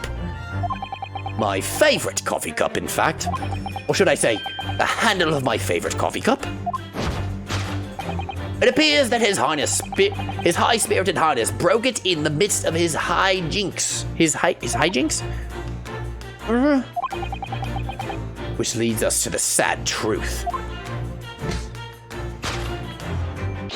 My favorite coffee cup has been broken by the King of Germany, and Iris, you tried to conceal it from me. Oh, I don't want to do this no more. I shall have the bill sent via governmental channels to the German royal family for its replacement. To hide the coffee cup.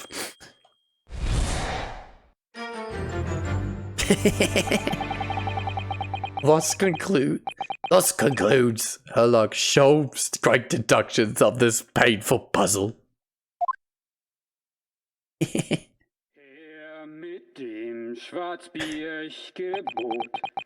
Oh, is this case almost over? It has to be, right? I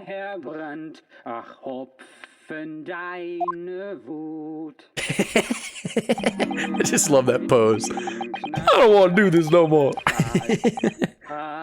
with your silence as well. The fellow's jovial wobbling rings rather rings in the ears, does it not? Mr. Sholmes, I must say something does rather trouble me. Pray, Miss Sussybaka, do tell. His Royal Highness... doesn't appear to have moved a muscle since we arrived. Ah. And you haven't said a word either, Iris. Yeah, Iris, why are you being all weird? Mr. Sholmes has it all right. You may as well own up to it now. Oh, your reasoning isn't entirely without substance, I must admit. And one other thing, Mr. Sholmes. Yet another grievance, Mr. Naruhodo. Surely not. Well, I actually read the story of that case recently, the one you were just describing. And according to that at least, it wasn't the king of Germany, it was the king of Bohemia. Goodness, was it? Yes, that's quite right, quite true. Master Gotts, the prince, testified to that in court. In his words, I have come to see the great expedition all the way from my home in Bohemia. One more time for the fans back home. One more Gotts voice. I would ask you to keep that minor error to yourselves. This could easily become quite a scandal. I believe, Mr. No, that's Sussy. I believe, Mr. Naruhodo, that it's our turn now to make some corrections to a number of minor errors that may have slipped in. Yes, even Mr. Sholmes is willing to admit he might be slightly wide of the mark this time. Although it's clear that Iris is definitely hiding something. We need to find the truth behind this mysterious scene. But one truth is incontrovertible. My favorite coffee cup is no more. So, shall we embark again? On a joint presentation of Herlock Sholmes' Logic and Reasoning Spectacular. Course correction. Hold it, Mr. Sholmes. Excuse me!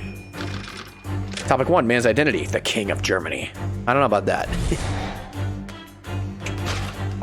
Firstly, we consider the gentleman's nationality. Clearly, he's a German with no grasp of the English language. As evidenced by the Germanic song he sings and his apparent inability to understand when asked to desist. So, why is the man here at all, and in such apparently high spirits? The answer, of course, Iris, is clearly known to you. Indeed, we only need to follow the gaze of those bright young eyes to unravel that particular part of the mystery. The reason for the man's mildly irritating wobbling is revealed by the herbal tea. Law and order. So what? It's some mix of herbs that gives you the urge to sing? Goodness, I should like to try some. And I'd like to hear you singing, but this man, just how long does he intend to keep up with that tune, do you suppose? As I said, he's been stock still the entire time. And if you look closely, his lips aren't moving either. I'm not sure what's actually responsible for the spirited singing, but I suspect the answer lies at the end of Iris's gaze. Yeah. Ooh, we get a nice shot here of just crotch. Ooh, the gramophone. Maybe. Perhaps the gramophone. Maybe.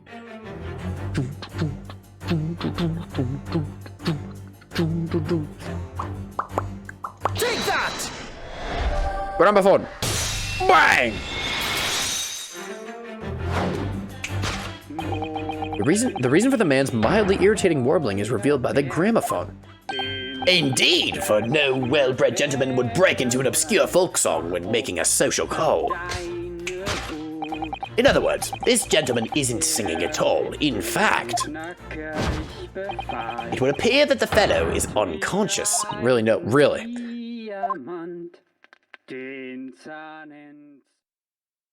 Oh. The music seems to have stopped now. I ask you, Mr. Naruhodo. Yes?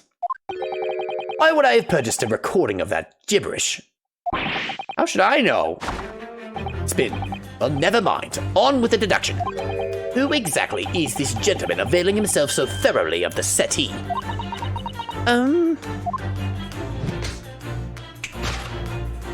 As it happens, a number of years ago now, a certain gentleman of German origin engaged my services in solving a particularly delicate case. He required the retrieval of letters once sent to an acquaintance that might have proved problematic. order to conceal his noble identity, he also arrived at my office in a mask. Ooh. The gentleman's name was Wilhelm Gosser Sigmundson von Ormstein, the King of Germany. If my memory serves, the mask worn by this gentleman is identical. Yes, there can be no question that mask belongs to the King of Germany. Iris is like, You stupid ass bitch! Sholmes, I can't believe I'd live with you! Stupid ass! It seems Mr. Shulman intends to persist with his Germany theory for some reason. Come to think of it, the young prince was wearing a mask as well, wasn't he? Master Gotch, the boy whom you had in tears? Don't remind me or anyone else. You suppose all members of the aristocracy of mainland Europe wear masks? I'm sure they do. Well, probably anyway. Point is, that mask doesn't belong to any king. No, that's right, as we well know, because we can identify the true owner of this mask. It's my man, Kazuma. Take that! Ooh. Yes, there can be no question. That mask belongs to Kazuma Asogi. In other words, my memory is sublimely unreliable. Yes, I would agree. Only you could try to make that sound positive. Kazuma's mask has been languishing on this metal chest for several days. Though that doesn't explain why the gentleman is wearing it now. But it is now a simple matter to determine our guest's true identity.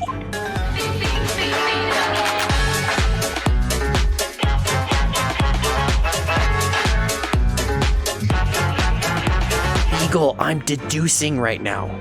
I'm deducing the facts. Thank you for the raid, Beagle. I hope you had a good stream, but I'm gonna deduce. After all, the gentleman is unconscious. We need only excuse ourselves in advance. Gently lift the mask to peer beneath it.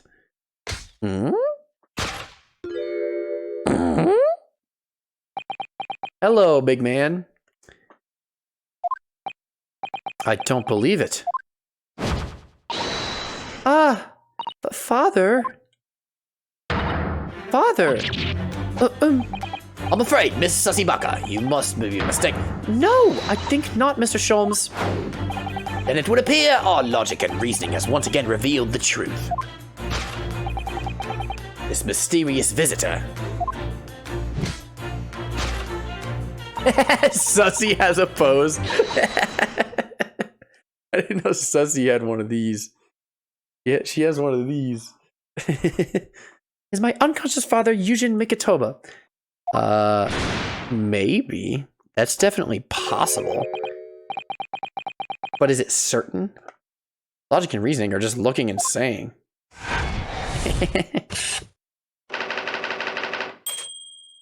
Also, hi, Alex and Sin of Envy, if you're still here. Girls silence to hide the coffee cup. Let's go. Which leaves us with one remaining imponderable. Yes, you, young Iris. But your apparently inexplicable silence is unable to hide the truth. Yes, the reason for your muteness is concealed inside that knapsack. So that's a 5-pound note poking out from Iris's knapsack, is it? Oh dear, I can't be sure. Most money we encounter is in coin form. I know, I'm not even sure we've seen any banknotes here in Britain at all, have we? But anyway, Father would never have paid money for Iris's silence. He certainly seems like the silent type himself, though, judging by his present state.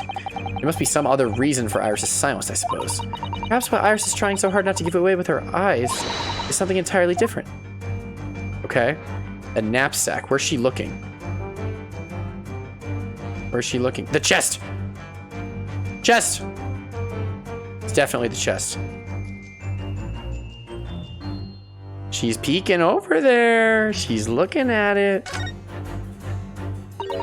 This metal chest, it contains... Oh, it's unbuckled. It contains important documents, doesn't it? Yes, details of all the cases Mr. Sholmes has worked on over the years. Written up by Iris's father, if I'm remembering correctly. And this is where we're getting into the meat and potatoes. Iris insists that the chest is kept locked at all times. She's never once shown me inside. Well, its contents are invaluable to her, I suppose, and entirely irreplaceable. But look at it now. The catch is unlocked for once. Ah, so it is. That's hard to ignore. Very. I've never seen that chest unlocked before in all my time we've been staying here at Baker Street. Well, then we gotta Baba Booey it.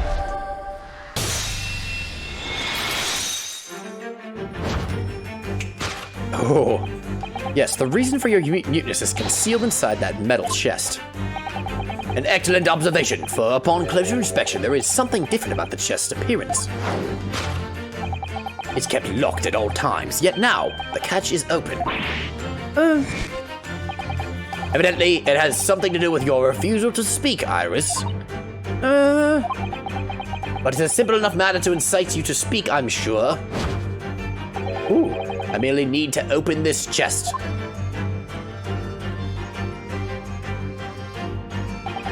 Here we go. No! Darling, don't!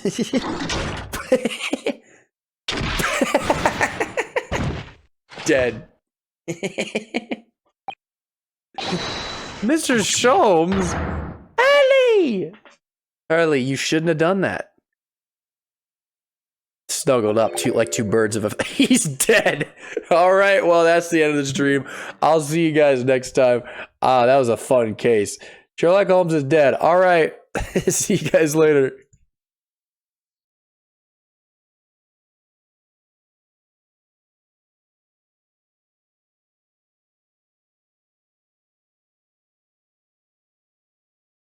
It was a trick. I deceived you.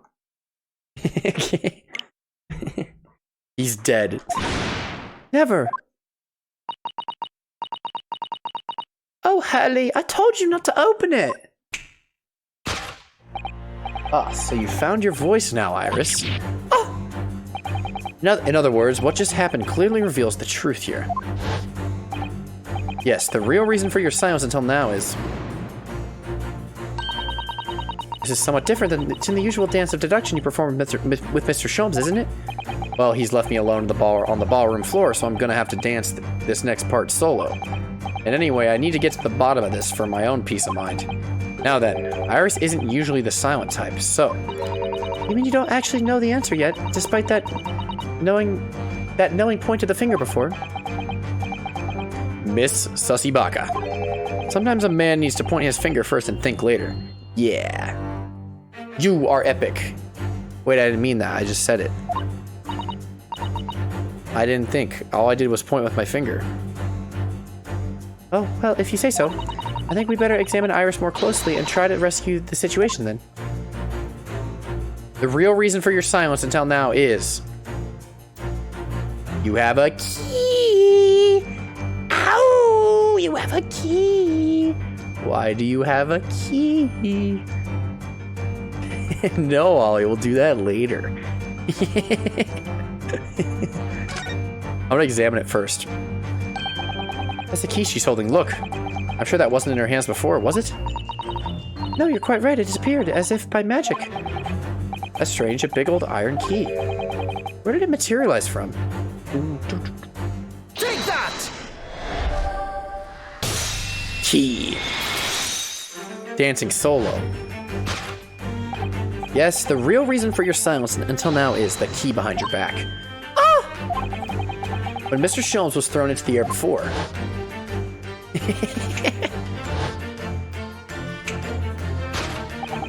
Just before you called out to try to stop him, you slipped something out of your mouth. Really? It was in her mouth? That something was the key just now in your hands. No doubt the key to the chest.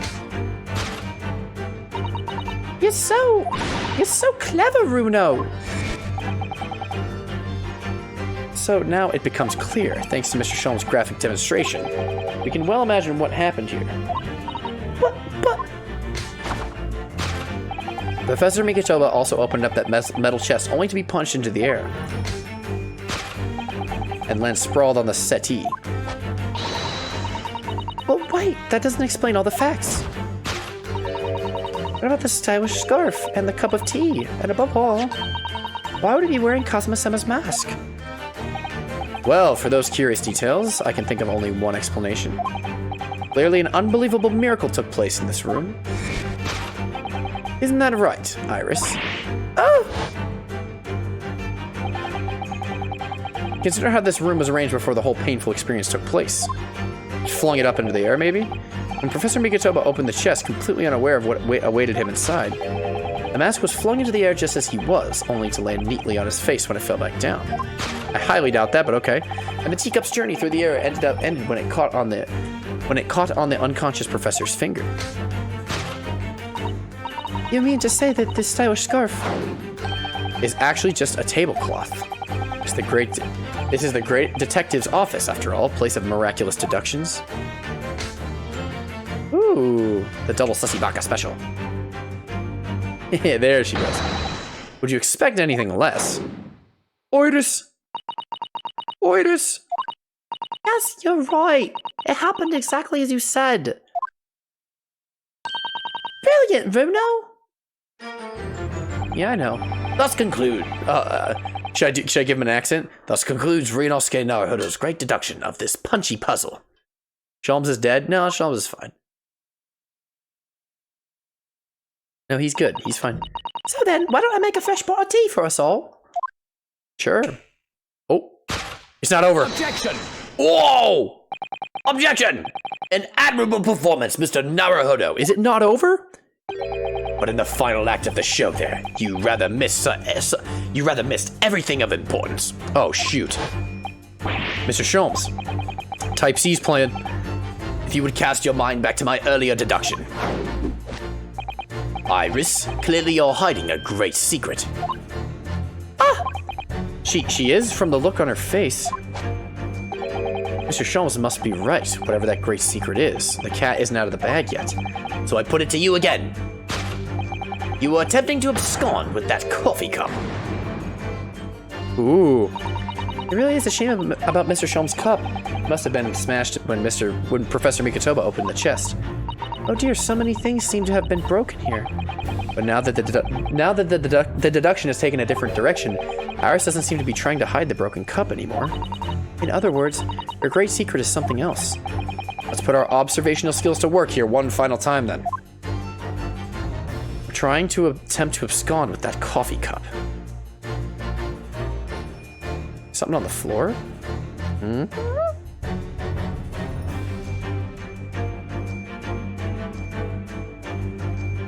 Is it on her? Knapsack? It's probably around her, right? Oh, I swear I'm not stupid. Just give me a sec. Is she looking at it? You can find it? I believe in myself too.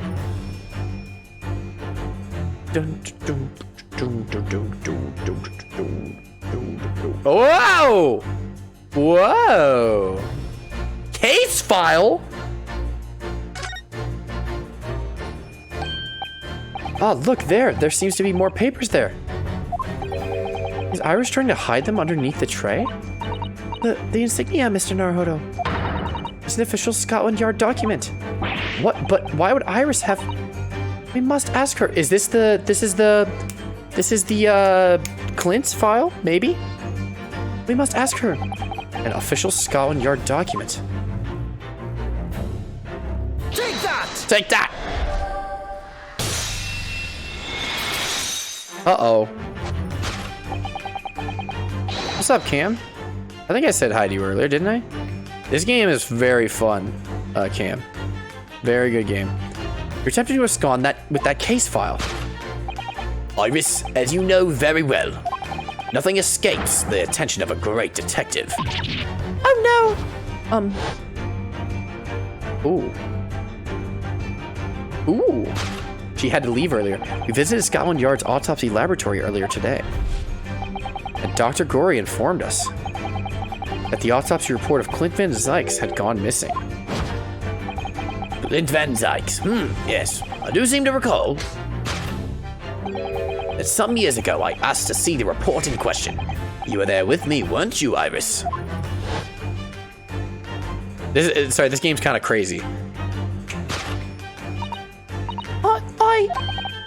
You mean it was you, Iris? So those papers you have there are... You stole them? I'm sorry. Oh no, don't cry! Forgive me! Ah! Goblin crying. We have a crying goblin. To hide the case file. It's okay, Reptoid. I forgive you. Deduction complete. Elementary, my dear fellow. Elementary. Yes, sir. In truth, I would like to have thought I could have predicted the booby-trapped chest. But it caught me completely off guard. I was very nearly the late consulting detective Herlock Sholmes. Ah, I'm sorry, Hurley. So you mean this autopsy report really is? Yes, I took it from the lab, even though I knew it was very important. That's probably a good thing that you did, because it probably would have been destroyed otherwise. Was there something in it that troubled you, Iris? Uh-oh. Not exactly something that troubled me. Something I'd been looking for. When I saw this report, when I saw the writing in it, I knew it was Daddy's.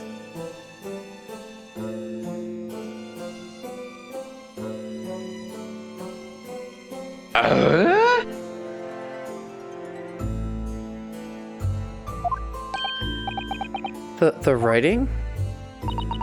Your father's writing? What do you really mean?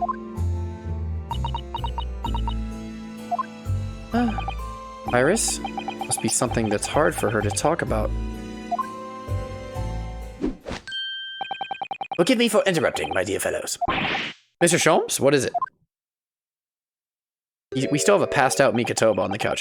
I feel as though the poor unconscious gentleman on the settee has been somewhat forgotten. Ah, father. Perhaps we should find our guest somewhere more peaceful to rest. Mr. Naruhodo, Yes? would you be so kind as to lend him your bed? We must do our very best to make him comfortable, I feel. Oh yeah, of course. I'll help you carry him up. So will I. No, I can manage it alone, thank you. You have tea to enjoy. We wouldn't want Iris's brew to stew. Word, dude. I don't want no brew stewing. Because there's no better way to make the professor comfortable than dragging him upstairs like a trunk. I wonder, perhaps that was deliberate. Maybe Mr. Sholmes is making himself scarce to give Iris the chance to talk more freely. We must use this opportunity to talk with Iris. And find out what's been going on. Iris, what's going on? You're being weird. Would you like to tell us about it, Iris? About your father? Oh, I'm sure I told you before, didn't I? That Daddy used to be Hurley's partner. Yes. No, that's not Sholmes. Yes, and the notes about all the cases they solved together are kept inside that metal chest. That's right. Hurley told me, you see. Said that Daddy's somewhere far away now, so we can't meet. That's one way of describing it. He's dead. Well, then, when I secretly unlocked the chest and read through the papers inside, I started to build up a picture in my head of what Daddy must be like. Well, that's only natural. So you're just like any other girl of your age. I read that Daddy was a professor of medical science, so I studied and took my degree, too. Well, that's only natural, I suppose. You're 10. Thank you, Cam. Glad you popped in. Good to see you. In that respect, you're not quite like any other girl of your age, though. But there was one thing that I could never find out. Daddy's name. I think I know where this is going. I think I know where this is going. His name wasn't anywhere on any of the notes that he'd made about his work with Hurley. But then one day... That's what happened, is it? When you saw this autopsy report, you finally managed to work this out, or work it out, is that right? Yes. So it was the handwriting in the report that caught her eye. Where's it going? Can't tell you. When I saw the writing on that report, I could hardly believe it. Okay, I will say, Ollie, that this is way out there theory, but it is less monkey brain than Kazuma is the professor. But it is pretty out there. It's a little monkey brain still. When I saw the writing on that report, I could hardly believe it. I know that handwriting. I thought to myself. No, Ollie, you'll know. You will know if I'm right. If I'm surprised or not. Because it wasn't the same as the writing you'd seen on your father's case notes. Exactly. I was desperate to compare the two properly. I needed to see them side by side. I asked the doctor in the laboratory, but I was told I couldn't take the report away. And even worse, I was told that I was the first and last time would be allowed even to look at it in there. So you decided to steal it. When I compared the autopsy report with the case notes I had here, there was no doubt. The handwriting was exactly the same. It was Daddy's. So let me guess. Did he write that? Maybe? And the signature of the coroner at the bottom of the autopsy report. Read Dr. John H. Wilson. So that's how I finally found out. I learned Daddy's name at last. I see. Ever since then, I've called myself Iris Wilson. Yeah. Okay. Yep. Uh-huh. And that's also when I had the brilliant idea of writing stories all about Daddy's exciting times with Hurley. I decided there and then I'd write the adventures of Sherlock Holmes.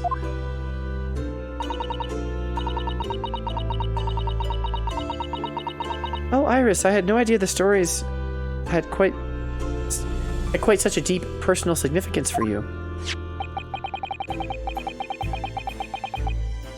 I can see why the autopsy report was so important to her now. Why she was prepared to break the law to get her hands on it. Do you, Ollie? I don't think you do. I must apologize, Iris. Ellie. This is really all my fault. Hurley? I made a promise, you see, that until the time was right, I'd keep the details about your father a secret. I know. I've been very naughty. I'll take the autopsy report back to Dr. Corey and apologize. I promise. No. Yes, we'll go together, I think. Then, let me look after it for you until we get there. Lynn's autopsy report has been entered into the court record. Well, I need a peek at that.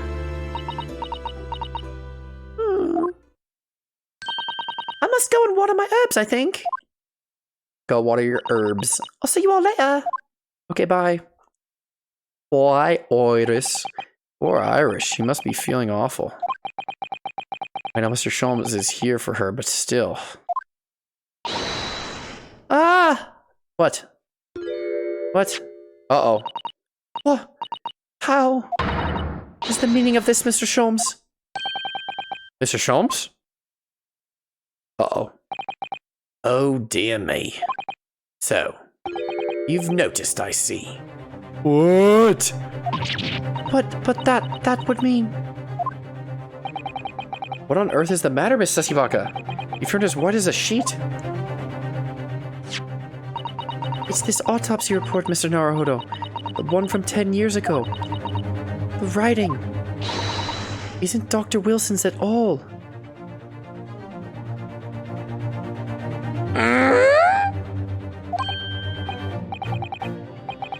What do you mean? How could you... I know whose it is. I know whose writing it is. And this... My theory still could be correct if I'm right. Because does. I know this writing very well. It's your dad's, isn't it? This writing. It's my father's. Yeah! I do it? Okay. Theory's still alive? What? Professor Mikatoba's? Indeed, it's true. And now you know. My dear fellows, No, I don't know anything. What on earth does all this mean, Mr. Shums? Is the idea that's slowly forming in my mind. It's just too extraordinary to believe. Yeah, I know what's coming. I know what they're gonna reveal. Please, you have to explain. This is hype. Well, if they reveal it now.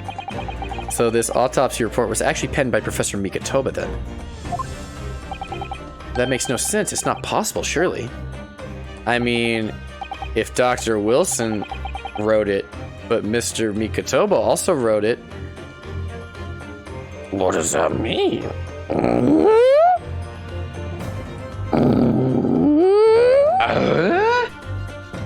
Not possible, my dear fellow. Pray, take a deep breath and think again. Yes, you're right. In some ways, it actually makes a great deal of sense. Mikatoba was here 10 years ago. Or at least, like, was he here 10 years ago or 16 years ago? When was he here? Was he 16 to 10?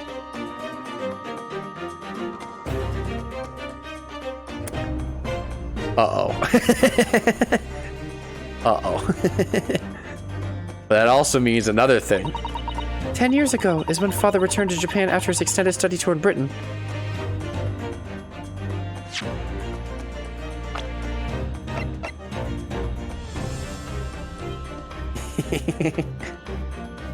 Uh-oh. Uh-oh.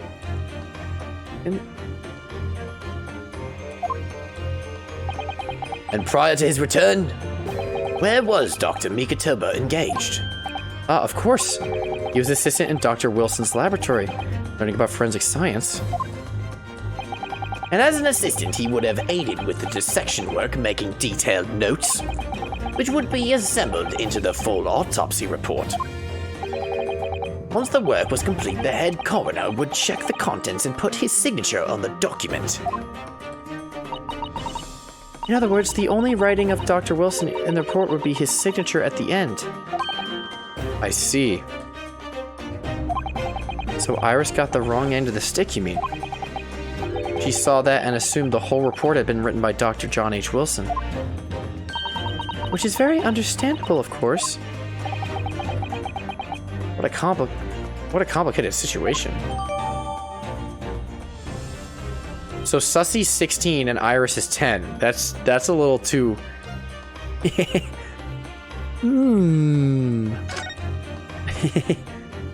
exact years. Your partner. I wonder who that could be. Thinking about it. Most of what we know about you, Mr. Sholmes, comes from the published stories of your exploits. Yes, the adventures of Herlock Sholmes, written by Iris. We really have no way of knowing what's fact and what's fiction. Most troubling for you, my dear fellow, I'm sure. So what about this supposed partner of yours? Did he really exist or not? Ah, you've come straight to the point, I see. He's still alive. And please come straight to the answer. I believe Iris explained it in one of her installments. He was a trusted comrade and the only person I could truly have called a friend.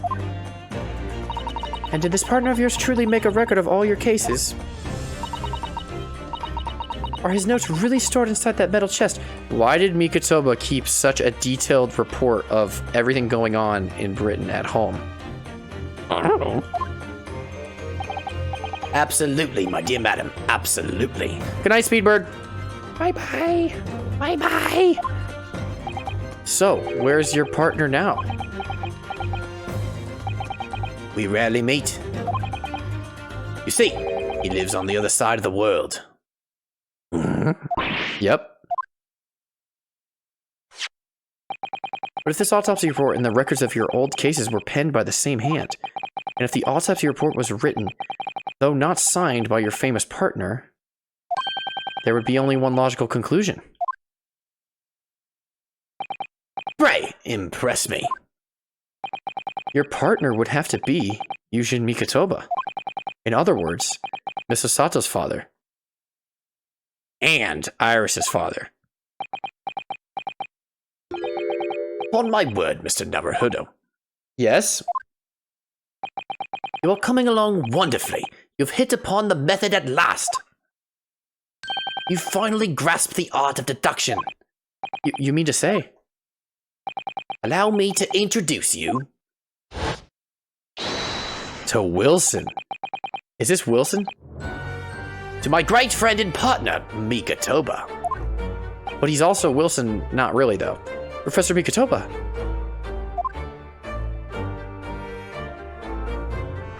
Sholmes and Mikotoba. Does this mean that you're the real Dr. Wilson? Oh, no, my dear. I'm still my old self, Yujin Mikotoba, your father. Well, he's functionally Watson. He probably had to go by Watson at some point, or use Watson's name at some point to be able to not fall victim to the Reaper, probably. Because there was a Watson that died.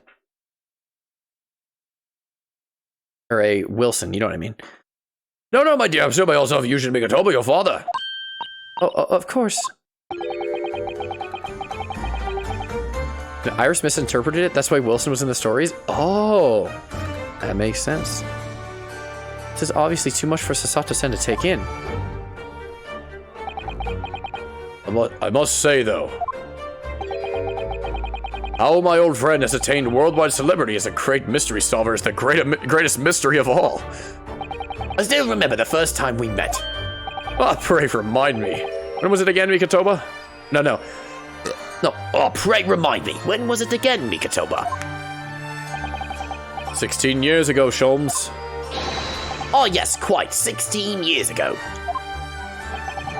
I just arrived from Japan with Seshiro and Genshin. I was in search of lodgings close to the hospital, some comfortable rooms at a reasonable price. But rents are devilishly high at that particular area.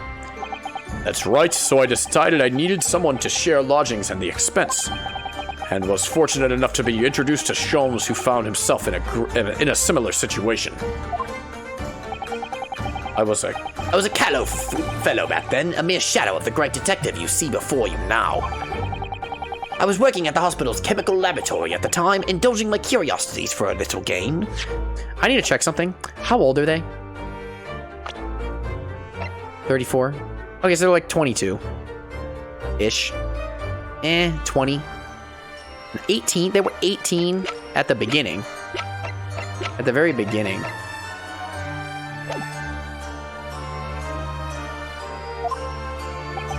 And the situation of our cohabitation led us to pursuing cases together, you see. Hard to believe it was a mere 6 years. We had a great many adventures. Wait, so is that the reason why they murdered Wilson? That's probably the reason why they Shin even murdered Wilson, is because Iris got it wrong. And thought Wilson was the genius. Probably, I don't know. But in the last year of Mikotoba's stay in Britain, that most infamous case of cases presented itself. A case with which you all become rather familiar yourselves. The professor killings. Yes. After the trial, Seshiro and I were summoned back home. Hardly surprising, given the circumstances. So there you have it. And as you know, all the details recorded by my trusty chronicler remain in that metal chest. This is just amazing. Wait, he knew about the Baskerville. What are you talking about? The Baskerville? Oh, I don't understand. Professor Mikotoba really is Mr. Sholmes' famous partner. Wait, the Hound of the Baskervilles is the Professor case? Oh, Professor killed with the Baskerville. Yeah. No, it's not. It's different. Because there's a doggy.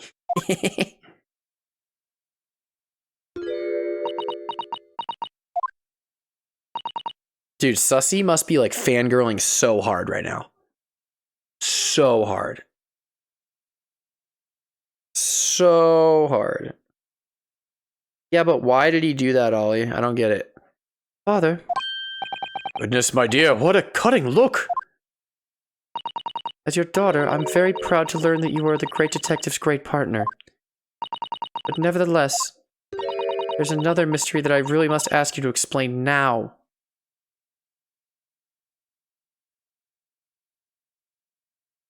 Okay.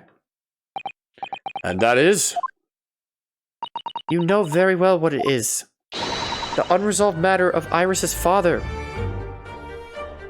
Maybe. Of course, I'd almost forgotten about that one. Maybe. I should have seen this coming, I suppose. I mean, I guess it's possible that Wilson really was Iris's father, but it's not the same partner. Iris told us that all the notes about the great detective's adventures that are in the metal chest were written by her father. Isn't that correct, Mr. Sholmes? That is indeed what I told young Iris. What if you're Mr. Sholmes' partner, Father, and he wrote all those case notes? And Iris's father must be you. Ah! On my word, Miss Sussy Parker. You are coming along wonderfully as well. You too have hit upon the method at last. You finally grasped the art of deduction. What? What you've always told me, Father, is that my mother died when I was born 16 years ago. And you left me in grandmother's care whilst you embarked on your study tour in Britain. And I've always accepted that. But all this about Iris. Oh, there it is. Sasato San's Ice-cold stare. No, hold on a minute. It was very complicated. I mean, it's really not what you think. And perhaps you'd like to explain exactly what it is? There it is. Now the eyes go from ice cold to red hot. And she's gonna sussy takedown. No, really, you've got the wrong end of the stick. Sholmes, say something, man.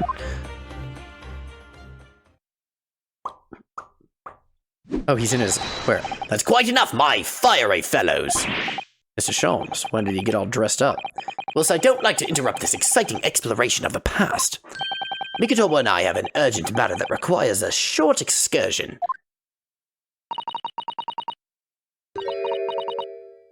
But it's very late, Mr. Sholmes. Where must you go?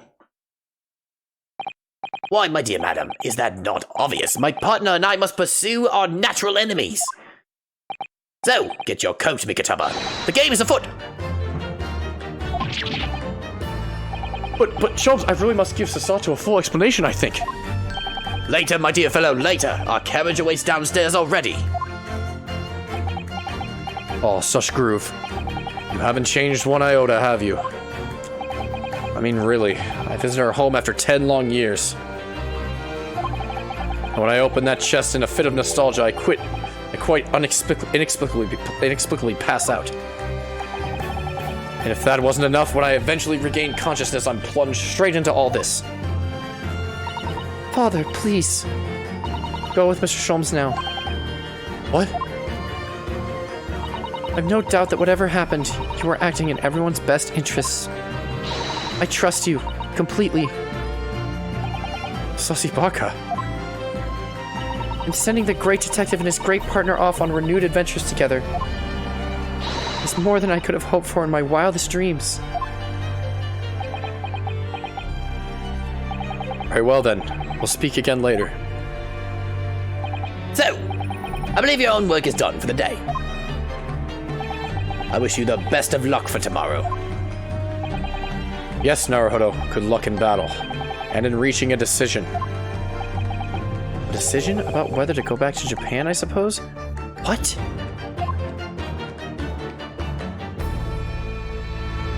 So much happened that day that I barely knew what to do with myself. It would only be later that I'd come to realize how amidst the chaos I'd unleashed were all the clues I needed to finally unearth the truth. And that all the turmoil was necessary to give me the resolve to see resolve! through. The resolve!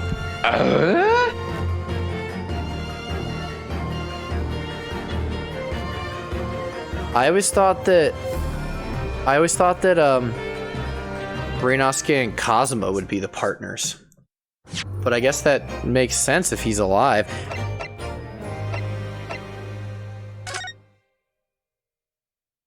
Because Kazuma calls you partner. I'm gonna make a new save slot. Hi, Beagle. We just, we haven't finished, but final, the resolve of Ryunosuke Naruhodo. We're going straight to trial? Oh, shoot. Oh, boy. Oh boy, that's a little weird. Well, can I watch? Is there an opening cutscene, Ollie? This is it. Final chapter, the resolve of Ryunosuke Naruhodo. One way to find out. Final chapter. This is so hype. They don't even need a cutscene. Does it just start? It just starts. They don't even need they don't need anything. Can you explain what happened?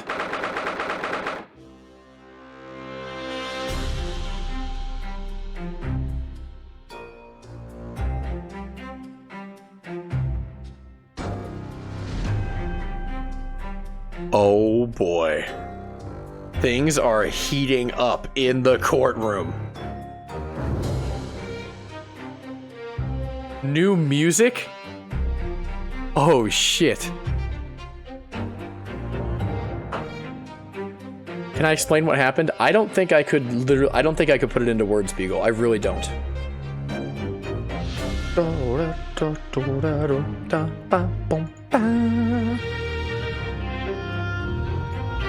Basically, we're going to trial and we're going to solve a murder that happened 10 years ago. Our best friend's father was accused of being a mass murderer, and we're going to prove that that's not true, and that it was someone else. And then also someone else murdered our great inspector friend.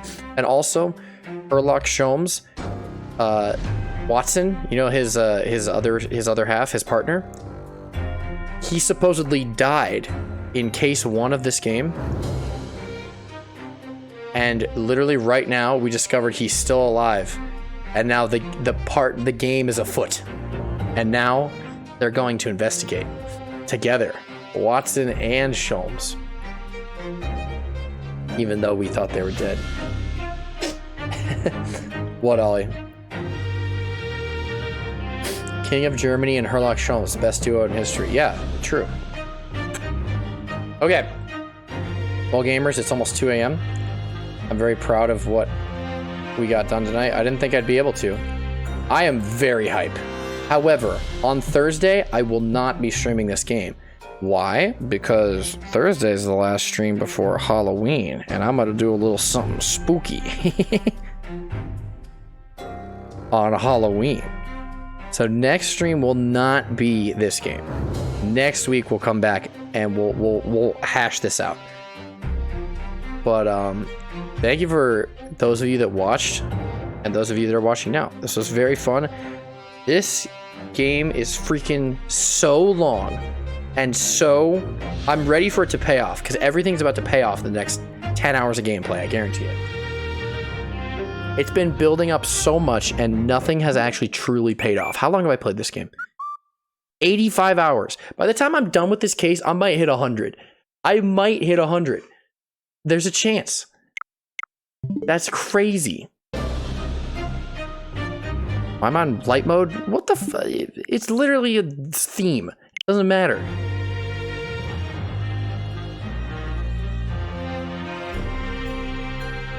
The main reason is because it's the default, and I'm too lazy to change it to the other one. Eagle win piece of paper. Oh, guys, before I go, should I show my Reese's Puffs? So, guys, if you didn't know, I had an assignment due today in my puppet class, because I'm in a class called puppetry performance and like crafting or whatever. And I had to make a collage of what my next puppet was going to be, like draw like concept art for it. And I didn't have paper. Well, let me re-specify. They said that you couldn't do it on notebook paper, and all I had was notebook paper. So what did I use as paper instead?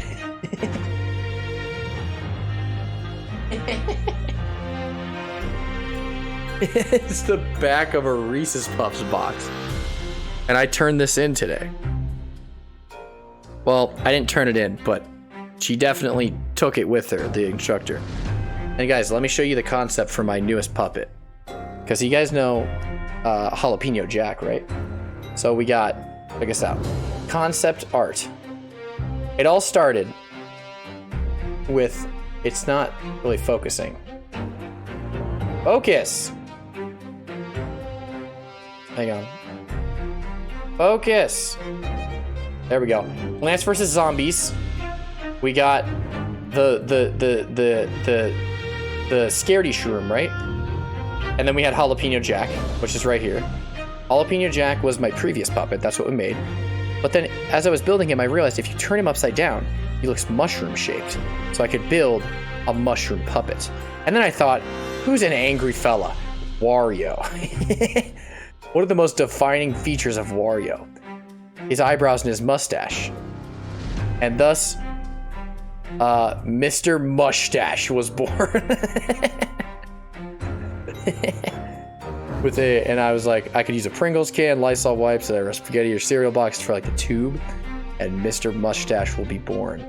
And I used these extending mustache hands, so you guys don't understand. His mustache is going to extend. You guys, look, I got him in the mail today.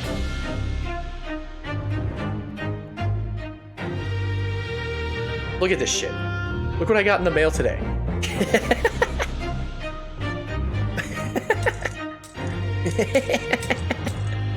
Now that's cool. But I'm probably gonna remove this little fist here and just have the thing extend out.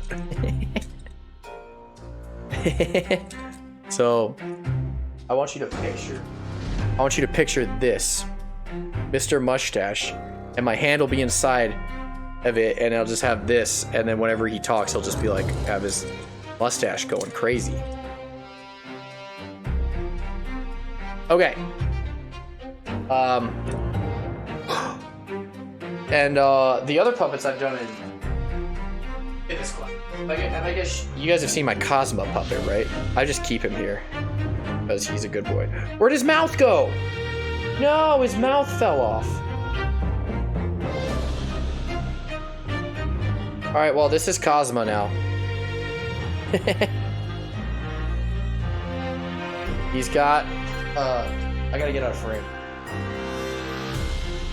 Got no mouth, and he's got his hair bent. Okay, I'm gonna go to bed. Like I said, thanks for being here. We did it. We beat case 4, and there's only one left. I'm very excited. I'm very excited. But for now, we must rest. Now is my time to slumber. Now is the time, indeed. Ooh.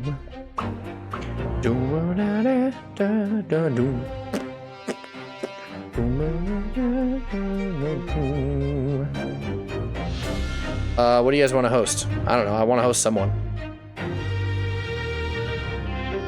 Someone playing Xenoblade Chronicles on my suggested page. That's pretty cool. That's pretty cool.